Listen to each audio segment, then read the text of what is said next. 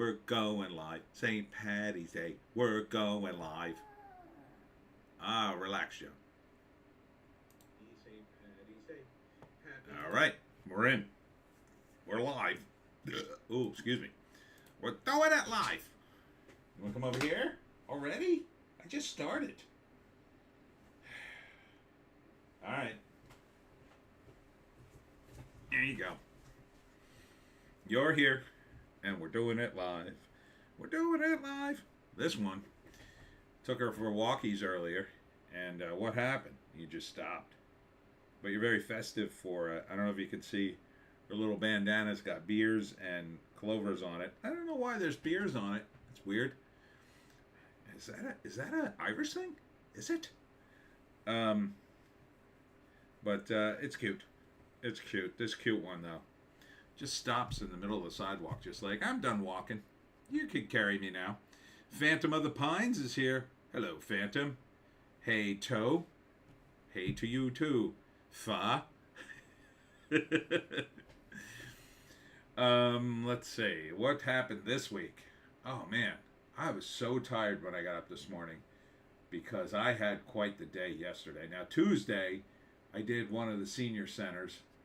What was that? Retirement Village? RV? I forget. But that went well. And then Saturday, I did 2 events. And I went down to Bridgeton. I wasn't quite sure.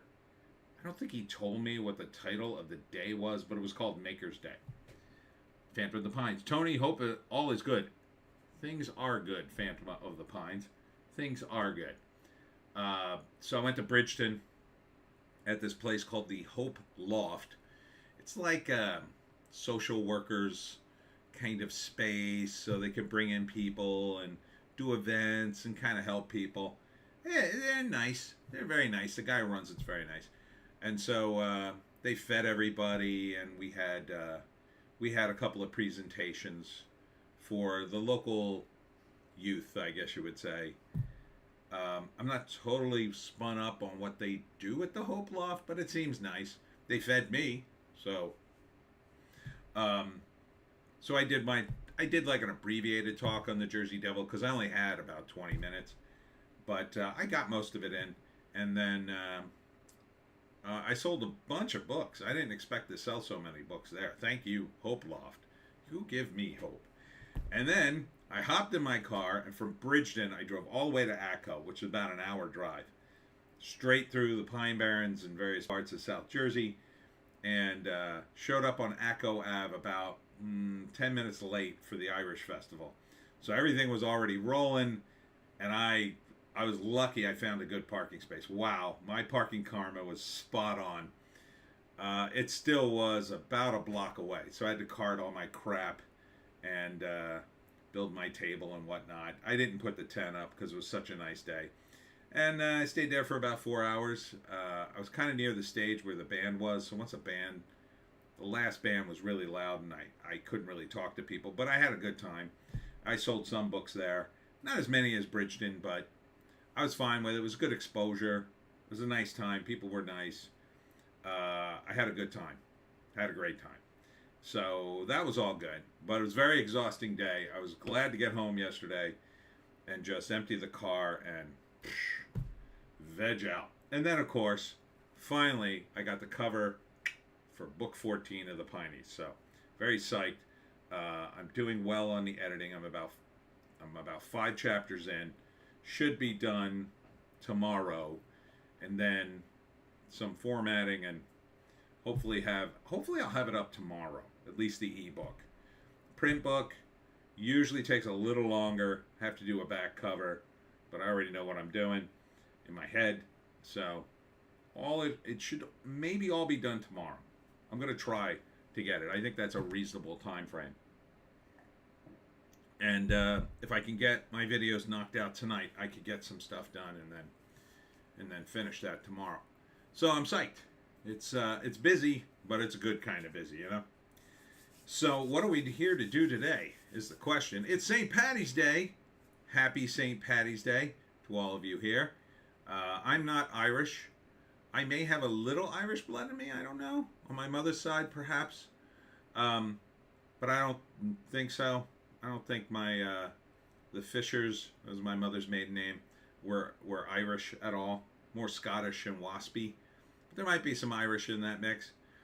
I don't really drink, so maybe not. Not that that has anything to do with being Irish. I don't know why you would say that, Tone. But I do love potatoes, which again, I don't know what that has to do with being Irish, but I love potatoes. I love chips. I love French fries. So it's all good. It's all good.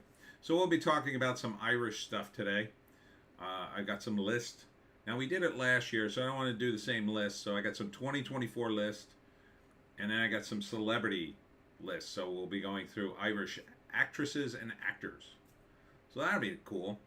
And we will, of course, start with the box office, and then we'll do some trades, see what's going on in the world of Hollywoke. It's all here. It's all right here on the live stream on Sunday, where we do it live. Do it at live. And Joan is already asleep. Jeez, Joan. You're like out like a light. She had a big day, too, though. So that's okay, Joan. You sleep. At least I don't have to worry about you in the background barking your head off. Phantom of the Pines. What is that little emoji? I can't see. Let me see. I can't see what the emoji is. Is it laughing? Man, I am blind. I think I'm going blind. Oh, man. It looks like a little laughing square. Is that what it is? Is that what I'm saying? Cool. So let's get right into the numbers. This is for the weekend? March 15th. Yeah, weekend. So this is for the whole weekend. You know, Sunday's estimated, but it's usually pretty close. For the second weekend in a row. Kung Fu Panda is number one, baby. $30 million. It's kind of surprising. For a cartoon. Oh, it is a laughing square, says Phantom of the Pines. Thank you. And it's a little green laughing square, so it must be Irish. So $30 million for Kung Fu Panda. I think this movie is probably at least even by now. $176 million?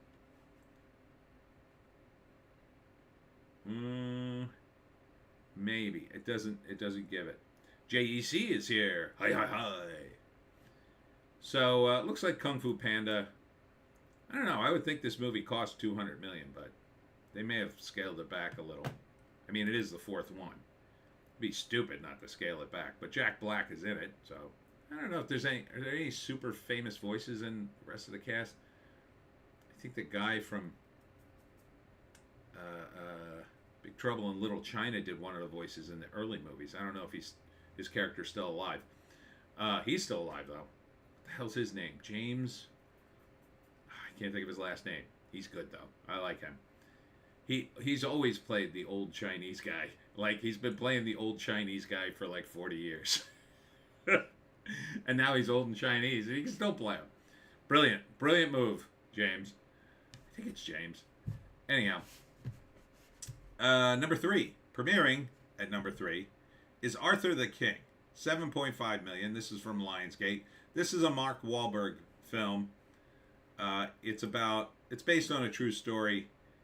It's about a dog that befriends like a group of marathon or triathletes, and then the dog helps them, and then they adopt the dog, and it looks like a cute family movie. I don't know if it's gonna make money though. I mean, 7.5 million. That doesn't seem like much. What was the budget? Yeah, they didn't say the budget, so I mean, Mark Wahlberg. I mean, would 7.5 million cover him?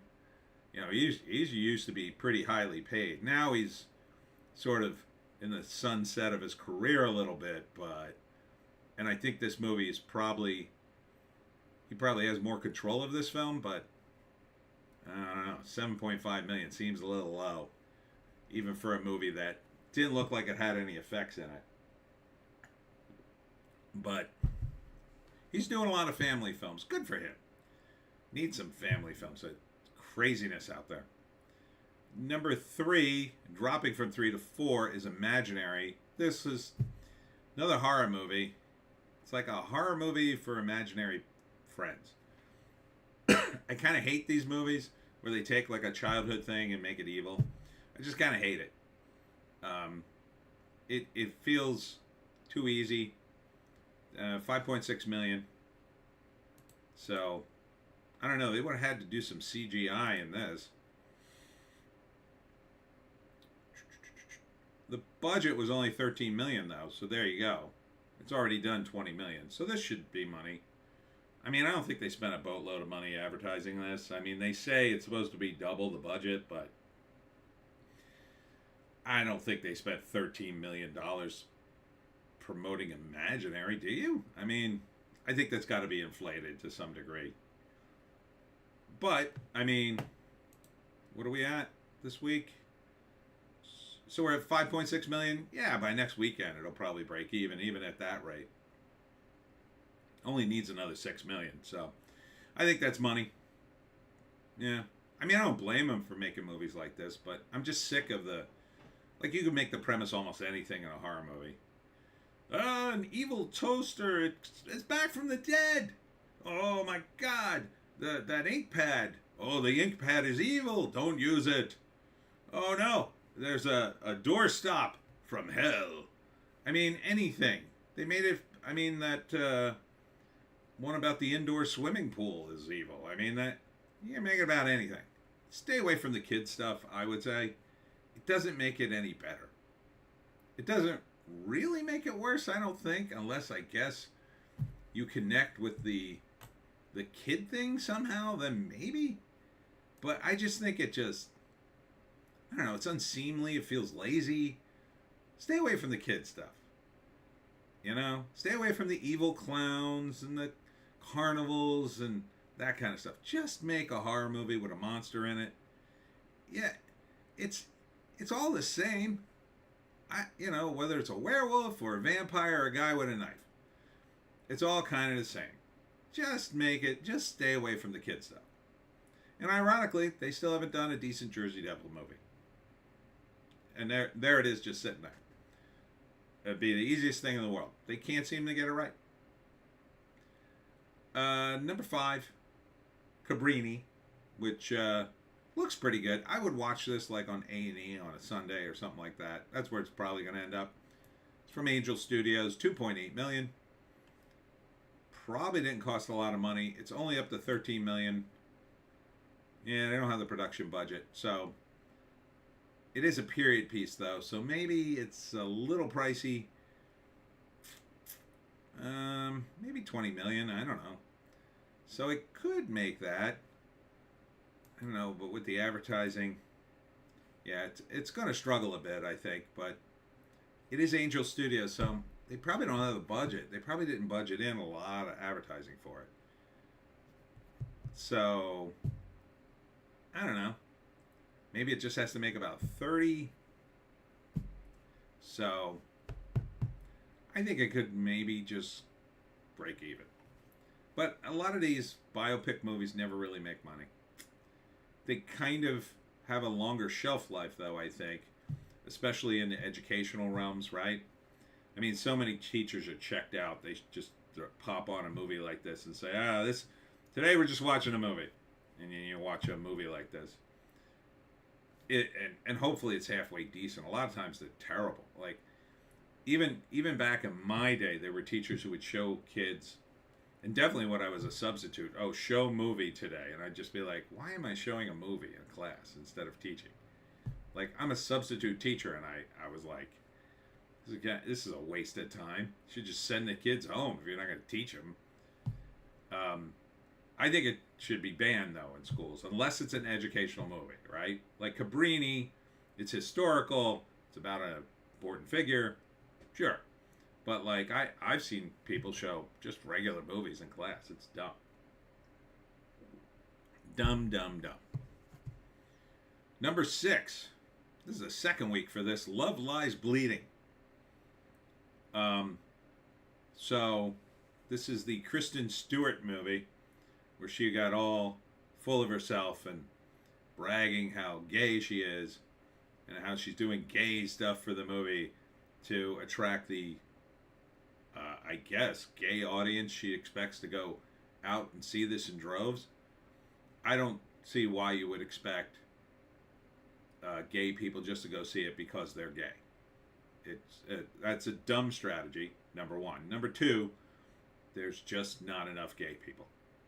There's just not enough.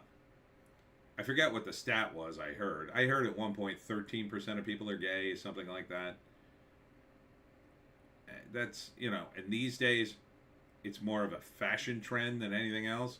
Half the time, half the people are saying, oh, I'm LGBTQIA2S+, blah, blah, blah, blah, blah, blah, blah. You don't know what they are. They could just be blowing smoke because they want to sound important. And those people definitely aren't going to go see the movie because they don't see anything. They'll support it online. They'll say nice things online. Don the Second is here. What's up, Tony and chat? What's up, Don?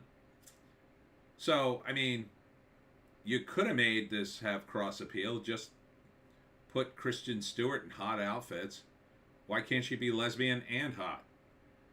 And why can't her co-star be hot? Now, she's a little muscular, and that was kind of the reason they cast her, I guess. But you can kind of make some of those muscle women hot, I think.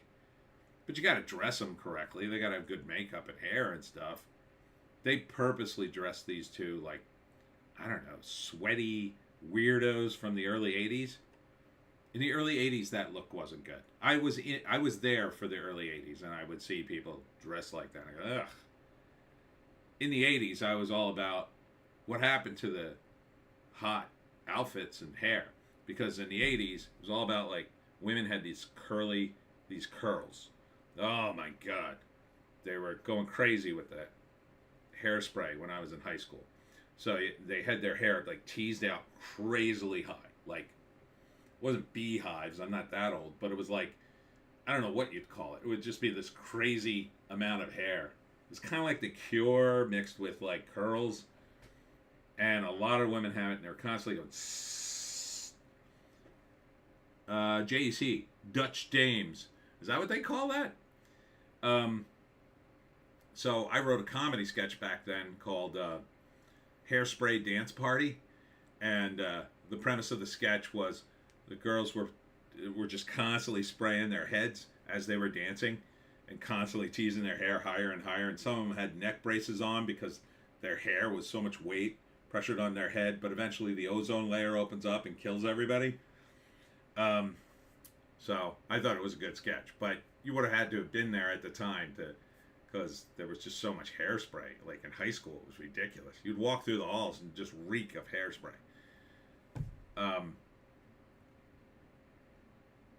Dutch dams, not dames. Oh, okay. Was that the hairstyle? Is that what it was called? Dutch dams? Or is that something else? Is that something dirty?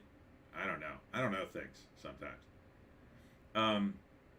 But yeah, you could have made both the leads hot, and then some of the guys would have been like, oh yeah, I'll go see that movie. There's hot chicks in it. Because, we're guys. We have very simple needs. You want to go see a movie? I don't know. Oh, these hot chicks are in it. All right.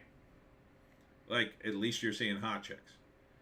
What somebody thought these two chicks were hot because there's a story. I don't think I have a tab for it, but a guy got caught pleasuring himself in the movie theater to the movie.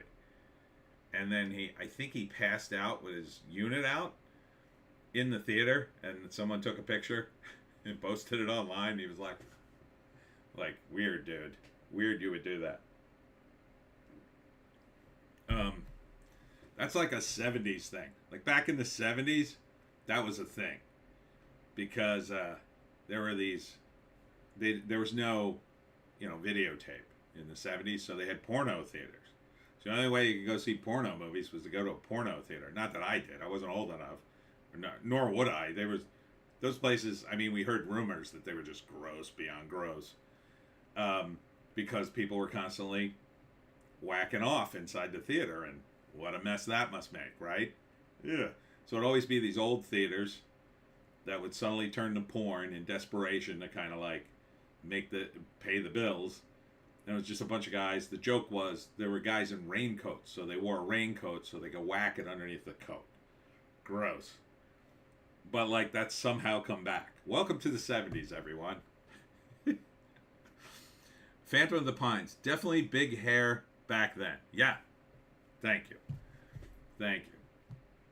And I remember seeing in the newspapers at the time, when newspapers were still a thing, I'd look at the movies, the regular movies, but I'd also see the ads for the X-rated movies. And they were everywhere. Like, every town had an X-rated movie theater. But, like, the joke was, no one goes to these. Right? No one goes except perverts, right? It's like, someone must be going to them. There must be a lot of perverts out there. And then, but the ads for the X-rated movies would be pretty racy for the time, right? They had some old porn star. What's her name? I can't think of her name. She had like it's Seika, I think. Like Sega, but with a K. And then she was like a big deal. She was in a lot of pornos. And then it would be pictures of her with her back to the camera with no top on and like a pair of panties and a pair of heels. And that was like one of the things you'd see in the paper. And it would be a big ad too. It wouldn't be a small ad, right? You'd look in the paper. Oh, Rambo's out. Oh, Terminator. Maybe I'll see that. Oh, what is this? Oh my God. This is Seika. Whatever. It was like Seika does something. And, but those all went away, right? With videotape. They weren't necessary anymore. So some weirdo smacked it to this. So that's real specific fetish. And that's what the whole movie kind of felt like. It felt like a fetish movie in a weird way. But it's only made $2.7 million, and I assume that doesn't even cover Kristen Stewart's salary. Ed Harris is in it too. He's kind of a big name. And they made a big deal about this, and it's stupid. Underwear ad. I think that to me smacks of desperation. They knew the movie wasn't testing well. Deep down, they probably know there's not much of an audience for it. I mean, if it had been an action movie, maybe you could have sold those looks. But when you sell it as some kind of weird sex movie, who wants to see that? Oh, you want to see a hot movie, erotic movie with ugly women? No, I don't. Do you want to see an action movie with some hot chicks, but they're weird? Oh, maybe. Like, that's the way you sell a movie. Kristen Stewart didn't do herself any favors. All she did was, yet again, alienate fans because she's got a virtue signal, I guess, to keep her paymasters in Hollywood happy. Those are the guys you got to get at. Those agency guys and studio execs who are woke as F. Those are the guys who need to be removed from power.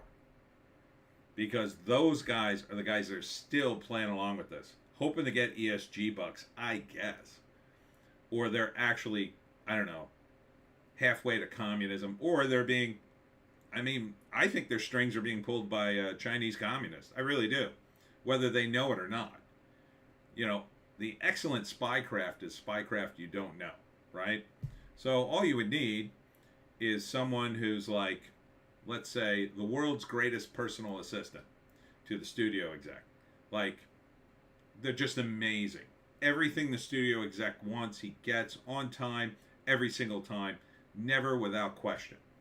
And, like, the personal assistant is overperforming constantly. Like, constantly overperforming.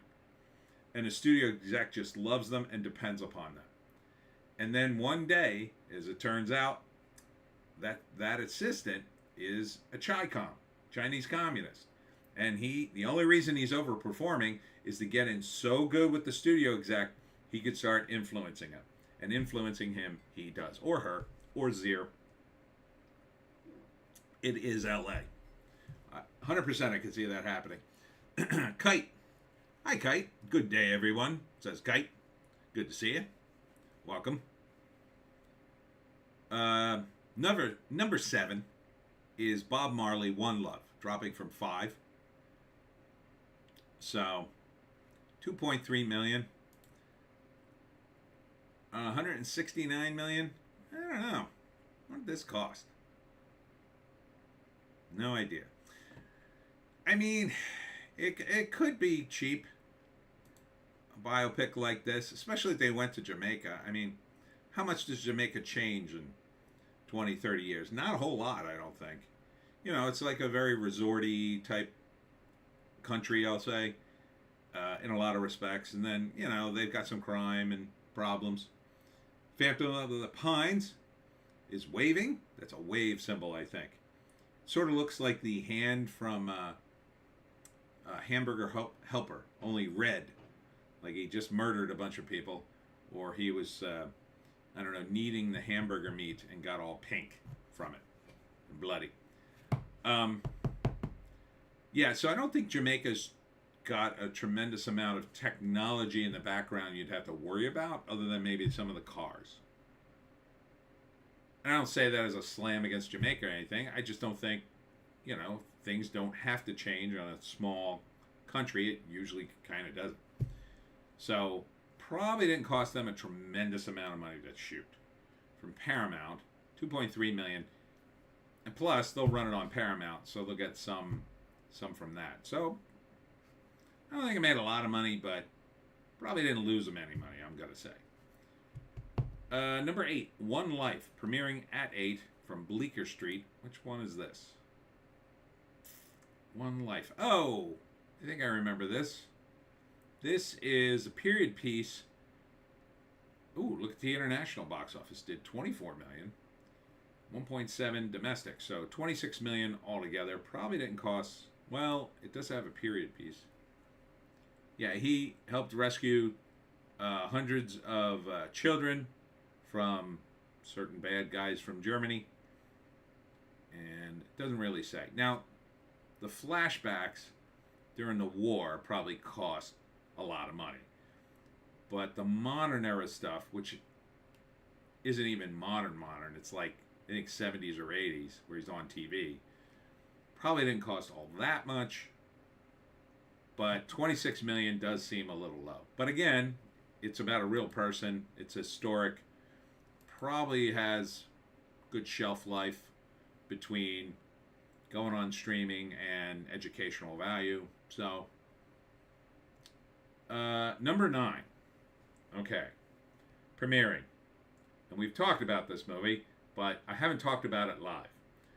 So, by the way, Neurotic has a great video on this in which every time he has to say the title of the film, he lets one of his friends do it. First, he starts out with all the guys who are black saying the title for him. So it was Eric July, I forget who his second guy was, I forget his name, and Quarter Black Garrett. And so I'm going to say it, YouTube, please don't flag me, because this is a title of a movie that actually got greenlit and made, and that people are actually trying to promote. So I'll try not to keep saying the name YouTube, but it is what it is.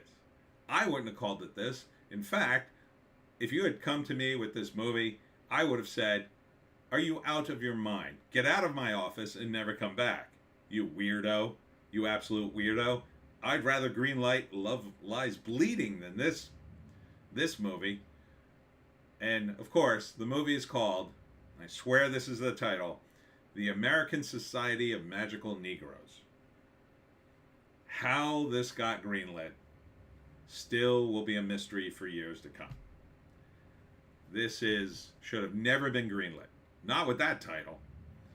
Now, if you had made this a raucous comedy, and I mean, like, you know, David Alan Grier is in it. And David Alan Grier is very capable of being funny. Very capable. I used to watch him in Living Color, the sketch show, the show that Jim Carrey was on, and the Wayans brothers, and all these really hilarious people. If the cast from In Living Color was in this movie and did this movie back in the day, it probably would have been one of the most hilarious movies ever made. It also needed a bunch of black comedians to be in it as well. Instead, oh, JC, the main actor looks half white and has a white love interest. I hear the black community loves that. This movie is literally for no one. Well, I agree with you. John, I'm going to put you over here. You going to be okay here?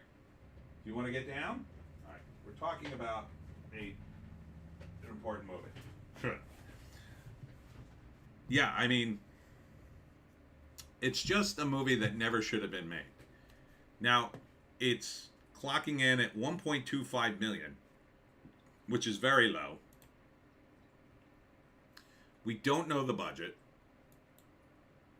but I know it's more than that. I would say this movie, between the CGI, David Alan Grier, and Justice Smith is the kid who's the lead. Justice Smith, who I don't think has any relation to Will Smith. I think that just happens to be his name.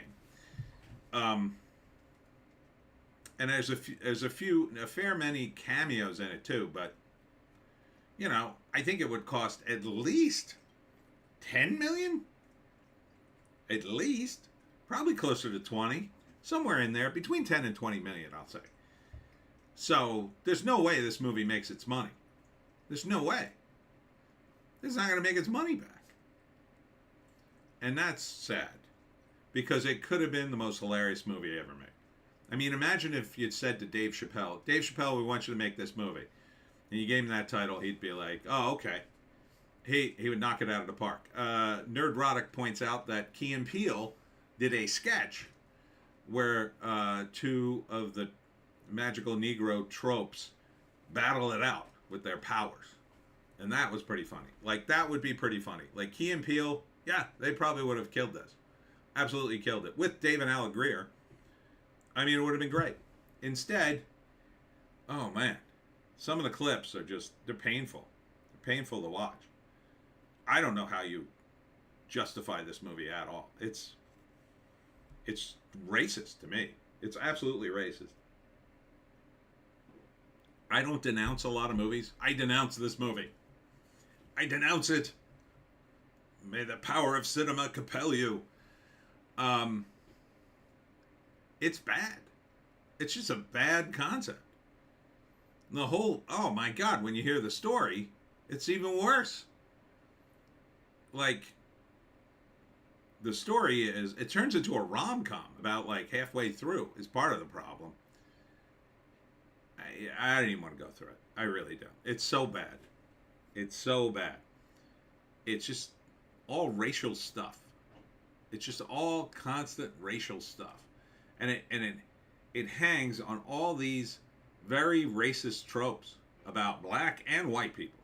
It's terrible. Why would you do that? Like, you could have made fun of all that, but instead, it's like trying to be kind of serious with like a serious speech at the end about race. Terrible. Terrible. It's not connecting with audiences at all, I don't think. Otherwise, people would be seeing it and raving about it.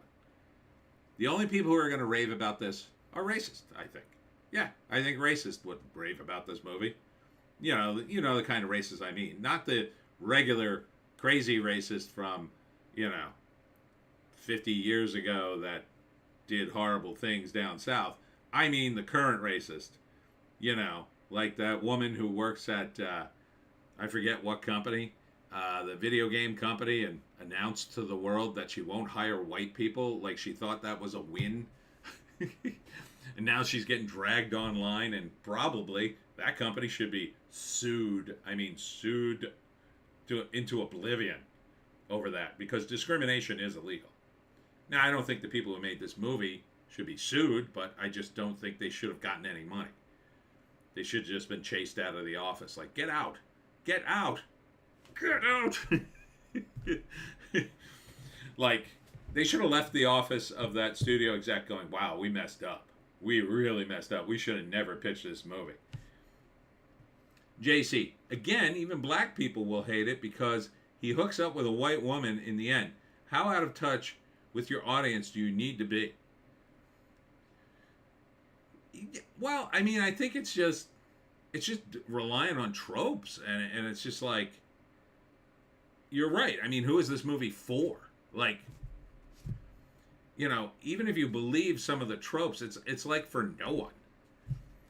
It's a lose-lose situation when you build your movie on a house of sand, because it's not reality. When you build it, especially a comedy, you have to build it on reality. We all know there's a certain reality to things.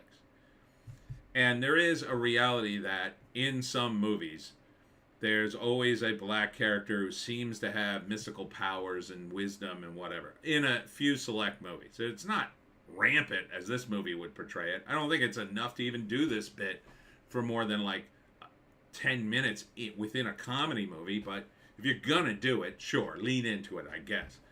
But the idea that, oh, we're gonna make a serious statement? I mean, it's insane. You couldn't possibly sustain this idea. Kite, Sweet Baby Ink, what a name. Suspicious name. Yes, that's the only person I think that would like this movie. It should have been fun.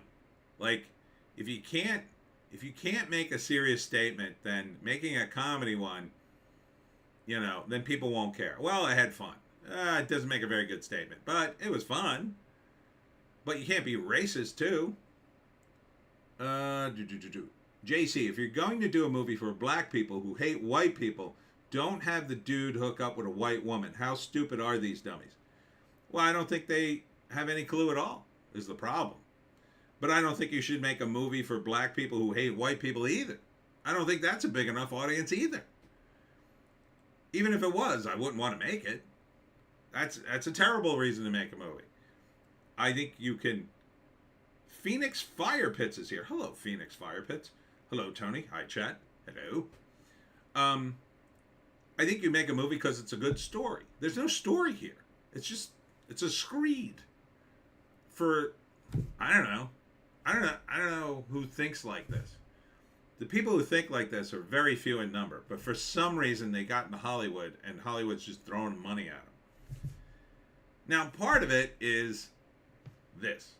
So there are producers in Hollywood, and they're jaded as hell, and they sit at their desk, and people come in all day, and they pitch them these ridiculous ideas. And because of that, they hear the same ideas over and over again, right? And so they're half asleep, and they're listening to these ideas, and it's all the same, and it all kind of blurs together, and they don't react, and well, no thanks. But then someone comes in with an insane idea, and it's a bad idea, but it's so insane, like they sit up in their seat because it's entertaining in that moment in the meeting. But they're not thinking right. See, they're so bored personally, they take a wacky idea like the American Society of Magical Negroes and decide, ooh, that'll be good, because I find it hilarious right now in the office. There are things that you'll find hilarious in your day-to-day work life that just, they're not movies. They might be hilarious in that moment. Like, I can imagine being pitched this thing and laughing my A off to the guy who pitched it because I wouldn't think the guy was even serious. Like, I'd be like, oh my God, imagine if we made that movie. No, seriously, what's the movie you're actually pitching? That would be my reaction initially. JC, it got greenlit in 2020 or 2021 when I think he meant BLM was big. Yeah. That's another problem. These guys jump on things. But in terms of a Hollywood production, you could have killed this, right? I mean, you could have killed it. Somebody saw the dailies on this thing. They should have said, oh my God. Here's another thought. I bet this movie was worse, and they cut in the romantic angle to get rid of some of the scenes that were really bad, like super racist. Yeah. Yeah, that's a point. It was probably greenlit during that time. Although, I mean, that was 4 years ago. You don't need 4 years to make this kind of movie. You really don't. if you're going to put something in that topical, you want to fast track it and get it to the screens within 2 years, I would think. So this movie should have come out 2 years ago, really. But a few of those movies came out. None of them did well. There was what was it called? Like, Hey, Dear White People? That came out. There's a few others. Anna DuVernay just put out a film called Origin. Didn't look as bad as this, but it was definitely very racial in its motivation, I think, from what I saw in the trailer anyway. What's that other movie? Oh, Clarence, the Book of Clarence. That was super racial. That was like biblical stuff redone as racial stuff. And that just came out. JC, maybe they thought we have him hook up with a white woman so it doesn't seem racist. I guess. I mean, the thinking behind these people is just bad. It's just bad. They're stupid is what it is. I remember being out in LA and I was shown this script because I was sort of working on the movie. Not really. I was basically helping the producer move because that's a thing that happens. Anyhow, I was a PA. They hired me as a PA, but I didn't actually work on the movie. I helped the producer move their crap. And so they said, "You want to see the script?" And I'm like, "Yeah." And I started reading the script, and it was the worst thing I've ever read. I mean, it was just terrible. I forget what it was called. It's just awful.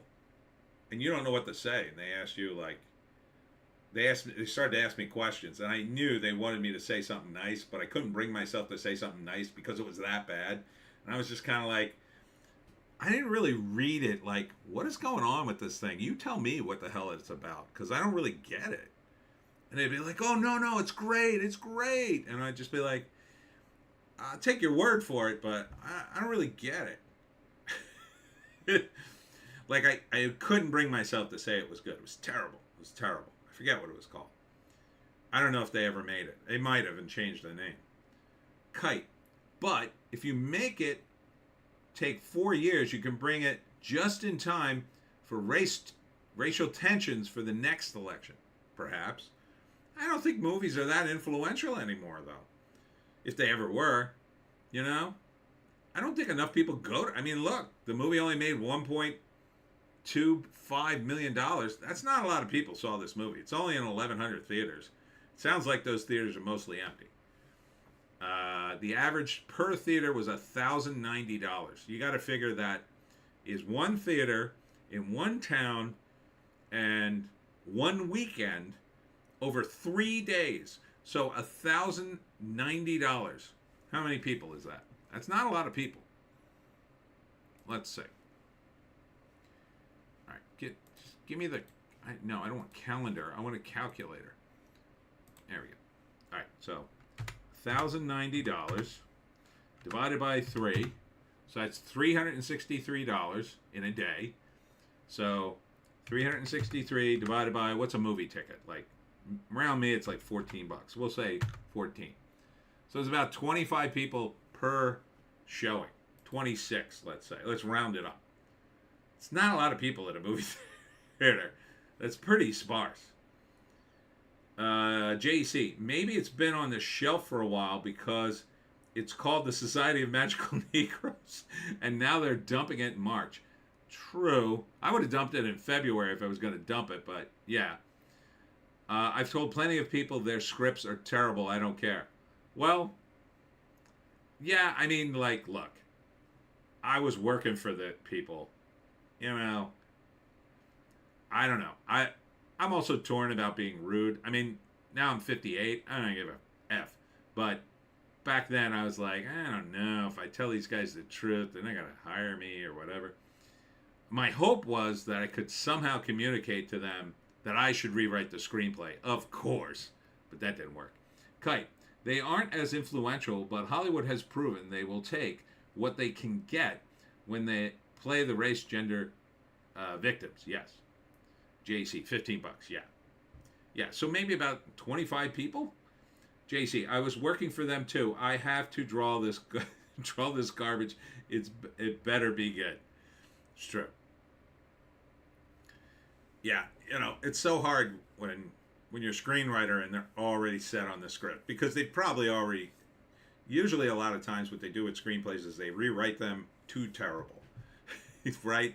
So I don't know what the original draft is, but they've been through 10 drafts, and now it's awful. And they don't want to do any more rewrites because it's like literally making it worse. And I've seen screenplays that that has happened to. You just keep rewriting it; it just gets worse and worse and worse. You got to stop the bleeding somewhere. But I don't think you could have saved this, unless, again, you would have had to put like Dave Chappelle would have been perfect for this movie. Like, put him in charge of it; it would have been amazing. Would have been absolutely gangbusters. You know, he would have known the exact comedy points to hit. It would have been bam, bam, bam. Louis C.K. directing, I'm telling you, this would have been a monster in terms of comedy. But the woke tards would have hated it. They would have been complaining about it. You don't hear a single mumbling F from the woke idiots about this movie. They love it, I assume, or at least in passing on Twitter, they love it. Not that they would go see anything, because they don't care about that. But I recommend the Nerdrotic video on this. It was pretty funny. All right, so that's at number 9, and I think that has nowhere to go but down. I don't think it'll get above 9. I think by next week it'll be like off the top 10 list, way down here. Probably do $500,000, maybe. Although it'd be funny if it does less than that. I mean, it's at 1.25 mil. So if it does less than 50%, it'll be under $500,000. Oof. Oofa. That'll be bad. All right, dropping from 6 to 10, Ordinary Angels dropped by exactly 50% to $1 million in its 4th week. This is Alan Ritchson and Hilary Swank, and an inspirational movie that has so far made $18 million. I kind of think that's probably not enough money to call that a money, but I don't know. I mean, Hilary Swank, still kind of a name. Alan Ritchson, on his way up, probably wasn't free. The movie is a bit of a period piece. It's based on a true story. I don't know. Maybe it makes it up in streaming, but I kind of doubt it. Number 11, Migration, finally going out of theaters at $500,000. Going down, down, down. Week 13. Jesus, get it gone. Dropping from 7 to 12, Madam Web. Dropping like a rock. $400,000 in its 5th week. Why? And it's still in 2,000 theaters. Oh, let's do that math. Oh, they did it for us. $199 per theater. $199 per theater. I'm going to do that math just to rub it in. 199 divided by 3. So that averaged $66 a day. So that's about 4 or 5 people a day. 4 or 5 people is showing. All weekend. That's, why even show it? Why not just put a different movie in there? Like anything else. Wow. In its 2nd week, YOLO. I hate this title, but apparently this movie did monster overseas. Some kind of samurai movie. Did $479 million. I kind of want to see it. I mean, I think we might be missing the boat on this YOLO movie. I don't know. Holy crap. Nobody here knows what the hell it is, I don't think, and it's doing gangbusters. I mean, it's done almost $500 million overseas. And, of course, Oppenheimer still being trotted out in the theaters. They put it into more theaters. These guys are absolutely 100% determined to get this movie over $1 billion. They're at $962 million. It's not going to make it. I keep telling you guys, you got to make $38 more million. You're going to have to keep this thing in the movie theaters for another, I mean, at the rate you're going, I think you're doing about $1 million a week, maybe? I think you're going to have to keep this in theaters for like another year, and you still probably won't make it. You're not going to get $1 billion out of this thing. You're just not. I know you want to get it to $1 billion so, you know, Christopher Nolan could say it's his first $1 billion epic with, you know, the Oscar bump didn't do anything for it. In fact, this is lower than last week, I believe. You put it in more theaters and it's lower. I'm almost sure it's lower. All right, where is it? 12, 13, 14. So it was at number 14 at $300,000 this week. Last week it was, what is this? God, it was way lower. Okay, it did come up a bit. I'll give you that. Where was it? 1, 2, 3, 4, 5, 6, 7, 8, 9, 10, 11, 12, 13, 14. That's where it should have been. 15, 16, 17, 18, 19, 20, 21, 22, 23, 24, 25, 26, 27. It made 110. So it made more money, or it made less money. It's made more money this week than last week. But you're talking 110,000 versus $300,000? That's nothing in terms of this. It's nothing. It's not even worth it. JC, the contract with Satan says they can't start World War III unless it hits $1 billion. Well, we're saved, everyone. Thank God. I hope it says that. Oh, this movie opened, Snack Shack. This movie looked kind of cool. But unfortunately, it's only at $300,000. But it's only at 437 theaters.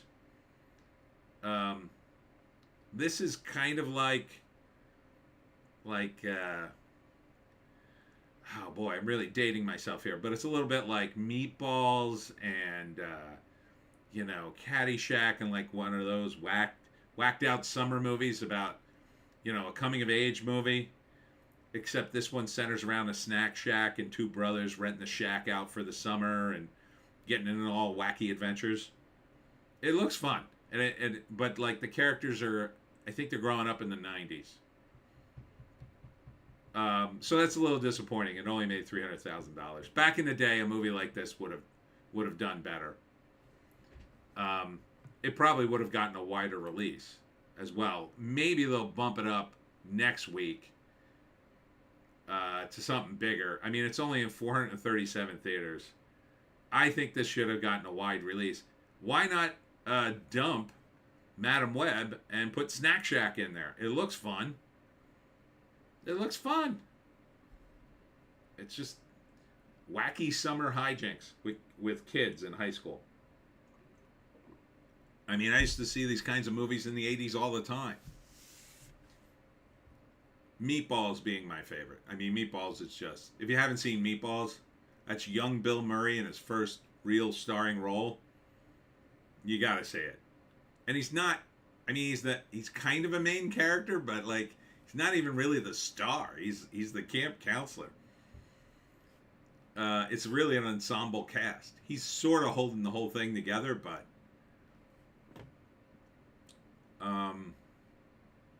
maybe that's what Snack Shack needed. It needed someone like Bill Murray to kind of draw in the people, but I don't know who else you could have put in it. Maybe a famous comedian, something like that would have helped it. That's why I used to put famous people in movies. Now who cares? Who cares about celebrities?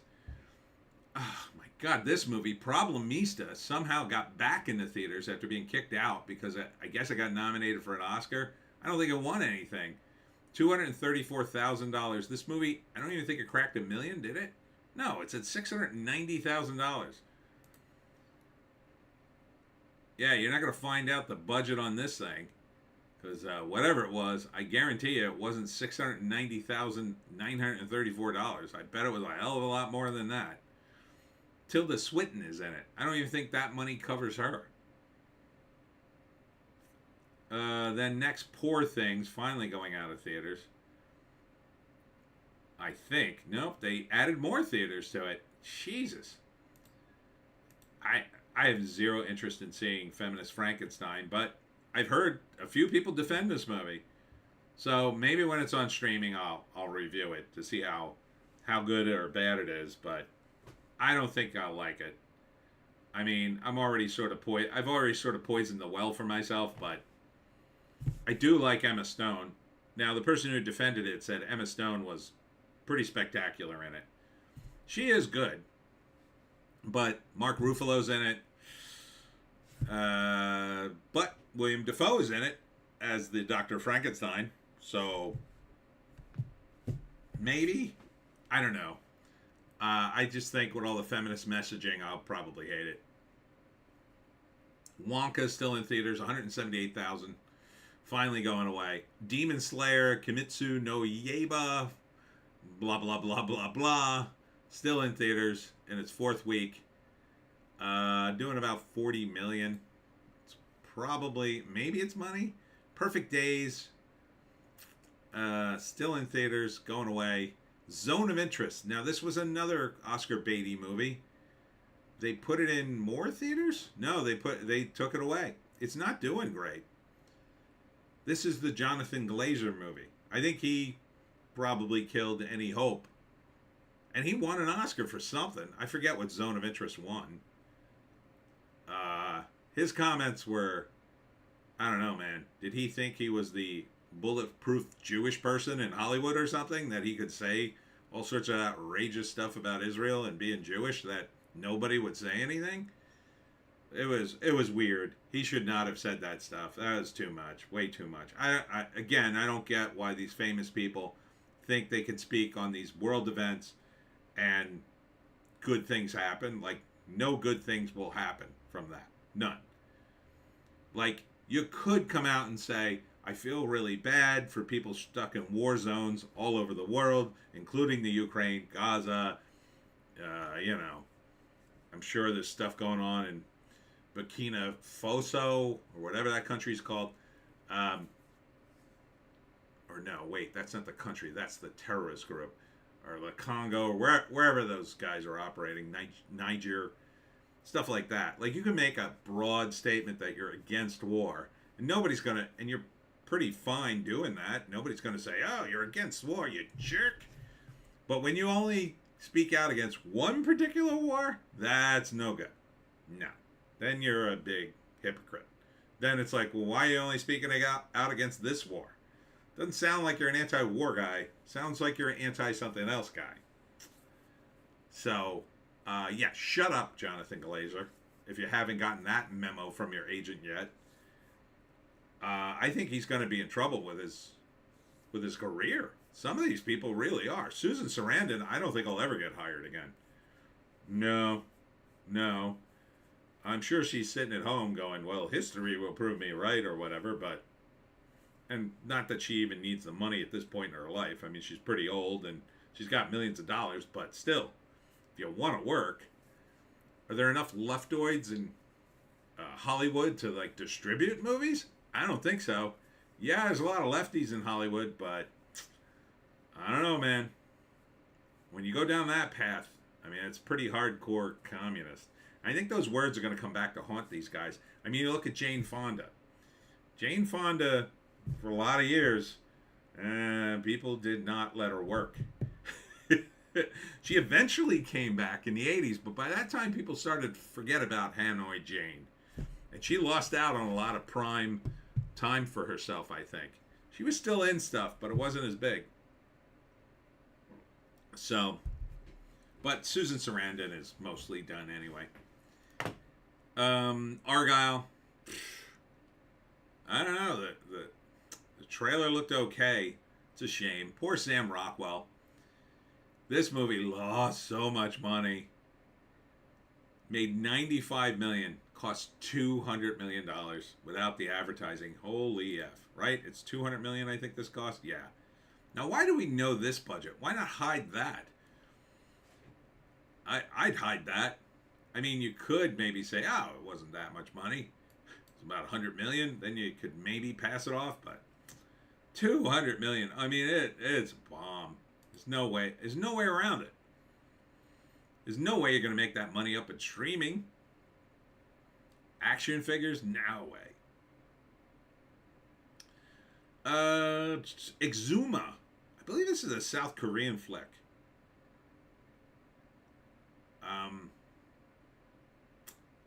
I forget. Yeah, it's got Korean lettering.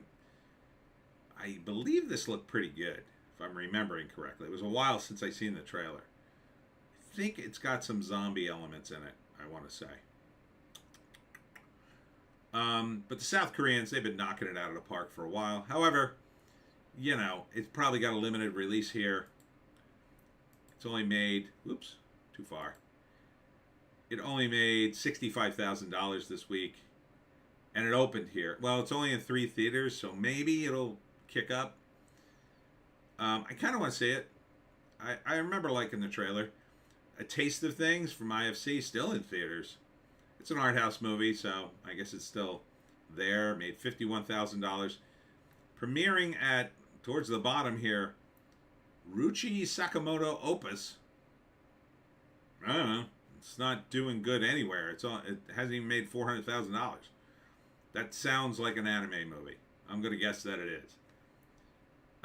Pastor's Kid, 38. I didn't hear about this movie. Have to look for that. But it's only in 38 theaters. Anselm, still in theaters, still in 6 theaters for some insane reason. They put it in an extra theater. I mean, like, you slowly going across the country with this film? What's the deal? It's made $500,000? Nope, 1.3 million worldwide. And finally, Remembering Gene Wilder. Just premiered. It's only in 1 theater, but it made $3,000 over the weekend. So that's more than Madam Web. I don't know if you should even bother with a theatrical release on a movie like this, but some people will go see it. It would be the kind of movie I wouldn't mind seeing. I don't think I would go to the theaters for it, though. I mean, I love Gene Wilder, but I would wait to see this on A&E or something. You know, rent it on streaming. That's a rental to me. Documentaries to me are usually a rental. You don't go to the movie theater very rarely. You know, the only reason I would go to a documentary in the theaters, it would have to be spectacular. Like I saw Fahrenheit 9/11 in the theaters. That was a bit of a phenomenon. I liked it. I hated Bush. So that was a win-win. It was a fun movie. That was the last time I think Michael Moore was on point, even a little bit. You know, he was totally on point in his first movie, but, you know, Bush, he was basically on point. After that, you know. And now, I don't even recognize the dude. He should just wear a suit and get rid of the hat at this point, because he should just throw in with the Democrats and the neoliberals and just be done with it. Just make a Biden campaign movie. I love you, Joe Biden. That's what you could call it, Michael. I love you, Joe Biden. Then you could show yourself kissing his picture. All right, so what did we do for the whole weekend? 86 million? For these days, it's not too bad. What was last weekend? It's a question. Last weekend, I think, was pretty good, if I'm remembering. Yeah. Yeah, last weekend was 136. But you see how it drops. I mean, that's 50 million drop. And the week before was 86 million. So, oh wait, that was, sorry. Hold on, I'm clicking the wrong thing. So 86 million, 136 million, and then beginning of March was 114 million. So we're dropping like a stone. But look at all the new movies that come out. I mean, the new movies, you know, Arthur the King is fine, but you know, out of all the new movies, Arthur the King got the widest release. But like Madam Web is still in 2,000 theaters. I mean, it's just wasting space. You could have beefed up Cabrini. I mean, that's it, or not Cabrini. Arthur the King, maybe, or no, which one? Oh, One Life. You could have beefed up One Life, I guess, or Snack Shack. No, I would have given it to Snack Shack. Put Snack Shack in 2,000 theaters. Put Madam Web in 437, and then none. You know, that movie, I think, would have done better. I mean, it's probably a little early to release Snack Shack, I will say. But the new movies, it's just not, you know, there's so much crap from the Oscars. Maestro isn't even in theaters anymore. Look at that. I just realized that. Maestro was supposed to be this giant thing. Nobody's really into it. Yeesh. Yeesh. Anyhow, let's get into some Irish stuff. Hi, chai, chai, chai, chai. All right. Do some Irish stuff. Happy St. Paddy's Day. First up, we're going to do top, this is 35 Irish actresses as by ranker. And so a lot of these we won't even know because I assume they're Irish. Antonio Campbell Hughes. She seems cute. I have no idea who she is. Samantha Mumba. Don't know her. Danielle Wickworth. Cute. Emma Ledden. I don't know these actresses. Emma Bulger. These are all actual Irish actresses. Dominique Melagout. No, don't remember her. Eileen Percy. Well, she's got a black and white picture, so that's like a long time. No, this is an actress from the silent film era. So no one remembers her who's alive. So, Valine Kane. She was in War Games. War Games. I remember War Games. I don't remember her. Orla Fitzgerald. Don't know her. Susan Lynch. Interview with a Vampire. Vampire Chronicles from Hell. I know those movies. I don't remember any of these people yet. Kitty McShane. Black and white picture, probably from, I'm going to guess, the early 30s. Dervla Kirwan. Don't know her or any of the movies. Brid Brennan, Excalibur. Now that movie I know. Excalibur is an excellent film. John Boorman. So, who was she, I wonder? Well, she's a little bit older in the picture, so she was probably super hot back in the 80s, I'm guessing. So I bet she was like Guinevere or Morgan Le Fay, someone like that. Peggy Cummings, Night of the Demon. I remember that movie, I think. Gun Crazy. I think she's a B-movie actress then. Kerry Condon. Okay. Now this is an actress I totally recognize, 100%. Very current. Been in a bunch of stuff. She's in the Banshees of Inisherin. She was just in that Pool movie. She's good. I like her. Patricia Driscoll. Another black and white picture from back in the day. Don't remember her. Allison Doody. Ha! Doody. Indiana Jones and the Last Crusade. Oh, I think I remember her. View to a Kill. Major League 2. Okay, yeah. I think she was the female Nazi in Indiana Jones and the Last Crusade. I'm almost sure. She's a smoking hot blonde. As one of Ireland's most successful actresses. Ooh, Alison Doody. Rose to fame through her memorable performances in blockbusters like Indiana Jones and the Last Crusade, James Bond, View to a Kill. View to a Kill. View to a Kill. Yeah, I don't remember her in that. Eve Hewson. Don't know her. Bronna Gallagher. Pulp Fiction. Pulp Fiction. Who was she in Pulp Fiction? Star Wars Episode 1, The Phantom Menace, and Sherlock Holmes. Who was she in Pulp Fiction? Was she Bruce Willis's girlfriend, I think? I think so. Yeah, I think so. I think she was the quiet girl. But wasn't she like Russian or something? Who else would she be in Pulp Fiction? I don't know. Star Wars Episode 1, The Phantom Menace. I don't remember enough of that movie. I try to blot that movie out of my brain. Orla Brady. No, don't know her. Sarah Bolger. The Spiderwick Chronicles. Well, I've heard of that. So she's fairly current. Nora Jane Noon. Don't know her. Ivana Lynch. Harry Potter and the Deathly Hallows.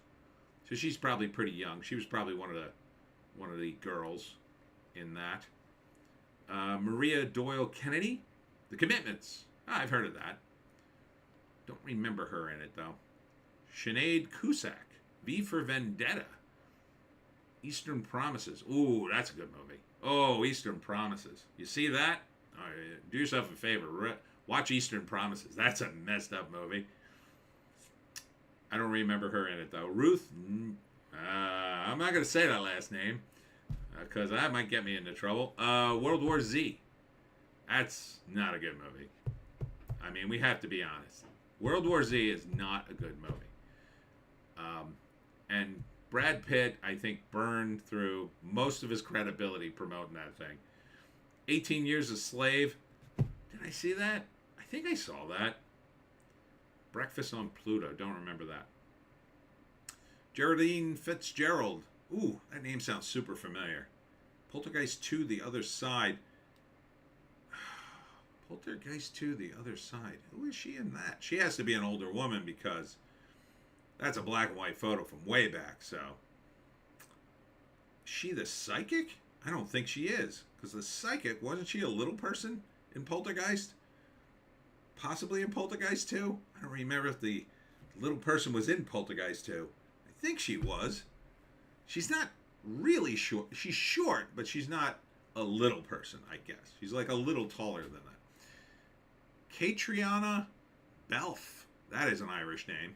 She's cute. Super 8. Escape Plan. Lust Life. I don't remember her in that. Katie McGrath. No. Don't remember her. We're in the top 10, too. Fiona Shaw. Harry Potter. The Prisoner of Azkaban. Harry Potter, Harry Potter, Harry Potter. Okay, so she's a Harry Potter actress. Oh, gosh. I forget who she plays, but she looks vaguely familiar. I didn't watch a lot of Harry Potter. I watched a couple of the movies. Maureen O'Sullivan. I've heard of her. Peggy Sue Got Married. Okay. Yeah. But she's an older actress. She's pretty up there. Brenda Fricker. Home Alone 2, Lost in New York. Time to Kill, My Left Foot. Oh, she's pictured with an Oscar. She must have won an Oscar. Yeah. Academy Award for Best Supporting Actress under her belt for her performance in My Left Foot. Oh, okay. Good for you. Wow, that's a tough first name. Fiona Lula Flanagan. The Others, A Christmas Carol, and Youngblood. Boy, this name is so hard to pronounce to me. Saros Ronan. I can't pronounce it. The Grand Budapest Hotel. That's a good movie. Atonement and Lovely Bones. Grand Budapest Hotel. Who the hell was she in that? There's so many people in that, though. And number 1, Maureen O'Hara. Miracle on 34th Street. The Quiet Man. How green was my valley. So those are your top Irish actresses of all time. Interesting list. All right, so let's go to the actors. Mark Doone, so famous, they didn't even put his picture up.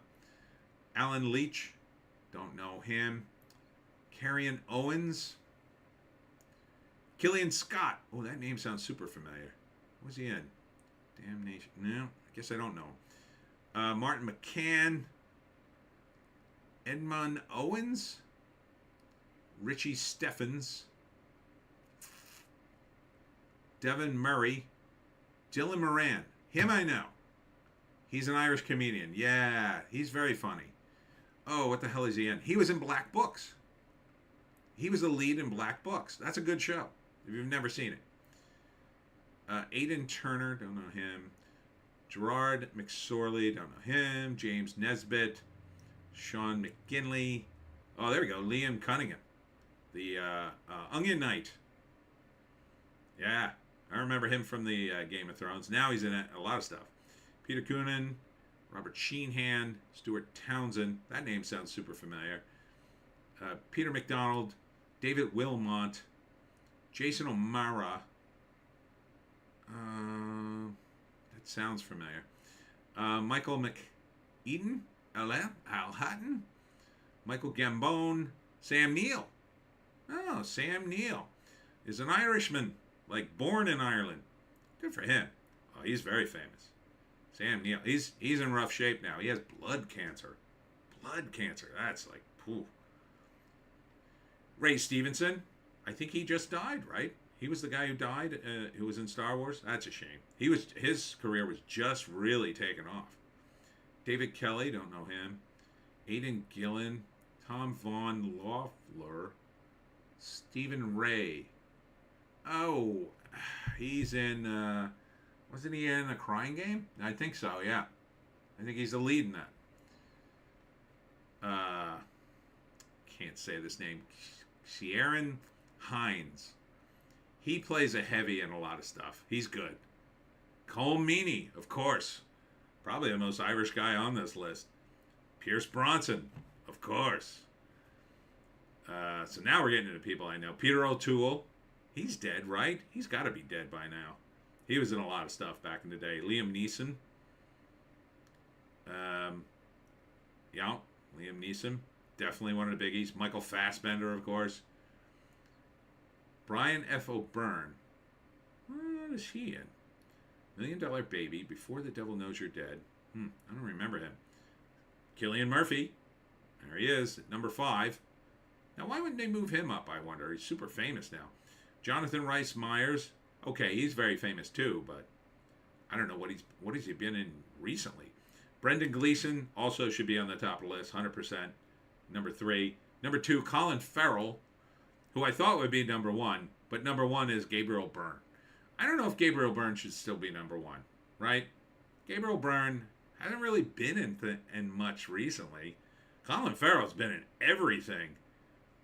I would have put this Colin Farrell, probably Brendan Gleeson next, and then Gabriel Byrne, and probably after that, maybe Pierce Bronson. He's been in a lot of stuff recently too, and Liam Neeson, you know. Michael Fassbender's been in stuff too, but it hasn't been very good, I think. Where was he born? Heidelberg, Germany, to a German father and Irish mother. Oh, okay. Yeah, he didn't strike me as an Irish guy.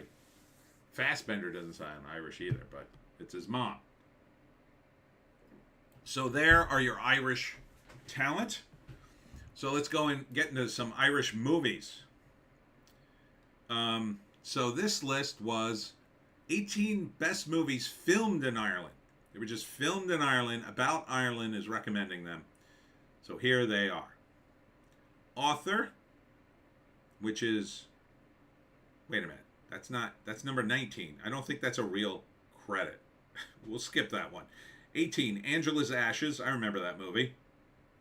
Filmed in Cork, in Dublin, Limerick. Far and Away. Oh, that was that Tom Cruise movie. Right? Yeah, that was a movie. They gave away the entire movie in the trailer. And Tom Cruise doing an Irish accent. Watch the trailer for that and laugh. 16, Leap Year. Who the hell was... I don't remember that one. Number 15, Michael Collins. I do remember that movie, 96. The Wind Shakes the Blarney. A lot of these are Dublin and Cork. Finding You, 2021. Number 12, Sing Street, 2016. Number 11, Killing Bono. I think I want to see that one. Number 10, Brooklyn. Number 9, Harry Potter and the Half-Blood Prince. Number 8, Saving Private Ryan. That didn't take place in Ireland, but they shot it in Ireland, I guess. Right? There's no Irish scenes in that. I guess they just shot it there. Number 7, a very Irish movie, The Commitments. Number 6, Once. Number 5, P.S. I Love You. Number 4, Star Wars, The Force Awakens. Really? You're going to put that on the list? It's the least Irish thing I've ever heard. Number 3, Belfast, very Irish movie. Number 2, Braveheart. It's about Scotland, though, but they shot it in... I guess they shot it in the countryside in Ireland. And number 1, In the Name of the Father. It's a kind of a weird mix. They didn't pick... What's that movie? Oh, God. It was about a guy. He won the lottery and died. So the Irish village where he dies conspires to pretend he's still alive so they can get the money. And it's a bunch of older Irish actors who... It's a really funny movie. God, I forget what it's called, though. It's a good movie, though. All right. Another list. 33 of the best Irish films of all time. It's a tall order. We'll check it out. Oh, this is it. Waking Ned Divine, I think it was called. I think this was... Yeah. Waking Ned Divine. It wasn't called Waking Ned. It was originally called Waking Ned Divine. This movie is awesome. And they put it at number 1. I would agree with that. It's a very Irish movie. Number 2, The Field. Haven't seen that. Number 3, The Van. Oh, Cole Meany's in it. That sounds like it's a drama comedy. Sounds cool. 4, The Wind That Shakes the Barley. Well, he's got high Rotten Tomato scores, but don't go by that. Number 5, Intermission. That looks like Colin Farrell, or a picture of him. Cillian Murphy is in it. Colin Farrell's in it too. Okay, I would totally see that. The Commitments, very Irish movie, of course. Number 7, The Young Offenders. That just looks funny. An Irish comedy written and directed and co-produced by Peter Foot. It does look fun. Just that picture looks fun. 8, A Bad Day for the Cut. Mystery thriller. Number 9, Veronica Guerin. That's Colin Farrell again. How many Irish movies is he in? A lot, apparently. Number 10, The Secrets of the Kells. All right. It's a bit of a fantasy thing. Oh, I've seen this one. Number 11's The Guard. This is a good one. Brendan Gleeson. It's a all-Irish comedy thriller. Yeah, totally like it. I'm surprised The Banshees of Inisherin hasn't been on the list yet, but we'll see. Angela's Ashes gets a lot of high score. Once. Okay. My Left Foot, of course. The General. I think I've seen this. This is another one with Brendan Gleeson. Yeah. I think this is John Boorman's film. Yeah, it's supposed to be really good. Michael Collins, that's Liam Neeson. That looks good. The Snapper. It's a comedy drama surrounding the 20-something Sharon Curley, Cole Meany again too, who lives at home with Sharon and his dad, Desi, Cole Meany, and a clutch of brothers and sisters. Unexpectedly finding herself pregnant, the hunt is on to name the father, with the embarrassment all around in the devout Catholic household. Oh, wow. That sounds interesting. Darby O'Gill and the Little People. Well, that is, I think, only on the list because it's Sean Connery's first film, I believe. And it's really odd because he's supposed to be Irish and he's not. 19, Bloody Sunday. It's kind of a dark movie. Number 20, Some Mother's Son. Number 21, Philomena. That's a fairly recent movie, I think. What year was that? Don't remember. Number 22, Man About Dog. Fast-paced comedy caper. Directed by Paddy Breathnock. Tells the tale of 3 losers, Mo Chara, Scud Murphy, and cerebral palsy, get it, in West Belfast. Forced to leave their hometown after racking up 50 grand in debts to a bookie, they hit the road. Sounds fun. Brooklyn. 24, I Went Down. Also Brendan Gleeson again. Calvary. Brendan Gleeson. He's in all these movies. 26, Sing Street. 27, The Quiet Man. Is that John Wayne? I think it is. Yeah. John Wayne stars as Sean Thornton in this romantic boxing drama. Is he doing an Irish accent in this? I don't know, man. I can't imagine him successfully pulling that off. 28, In the Name of the Father. 29, Into the West. It sounds super, super familiar, that one. 30, Hear My Song. 31, The Banshees of Inisherin. There it is. I think it's a pretty good movie, even though it's got one really weird thing in it, but The Crying Game, it's not bad. I saw it. It's all right. Number 33, The Magdalene Sisters. Don't know that one. And that's it. All right. Moving on. This is my last Irish list. So finish your whiskeys now. The 20 best Irish films of all time ranked for 2024. Okay? So we'll take a look.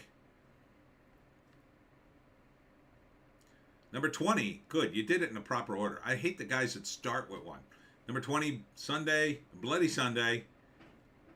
Yeah, I don't know. I don't know that much about Irish history. Number 19, Belfast. Same deal. Number 18, Black 47, The Great Famine. Oh, also historical. These are all very historical so far. Number 17, Good Vibrations, A True Story. Looks like it's about a band. Is it like The Commitments before the Commitments?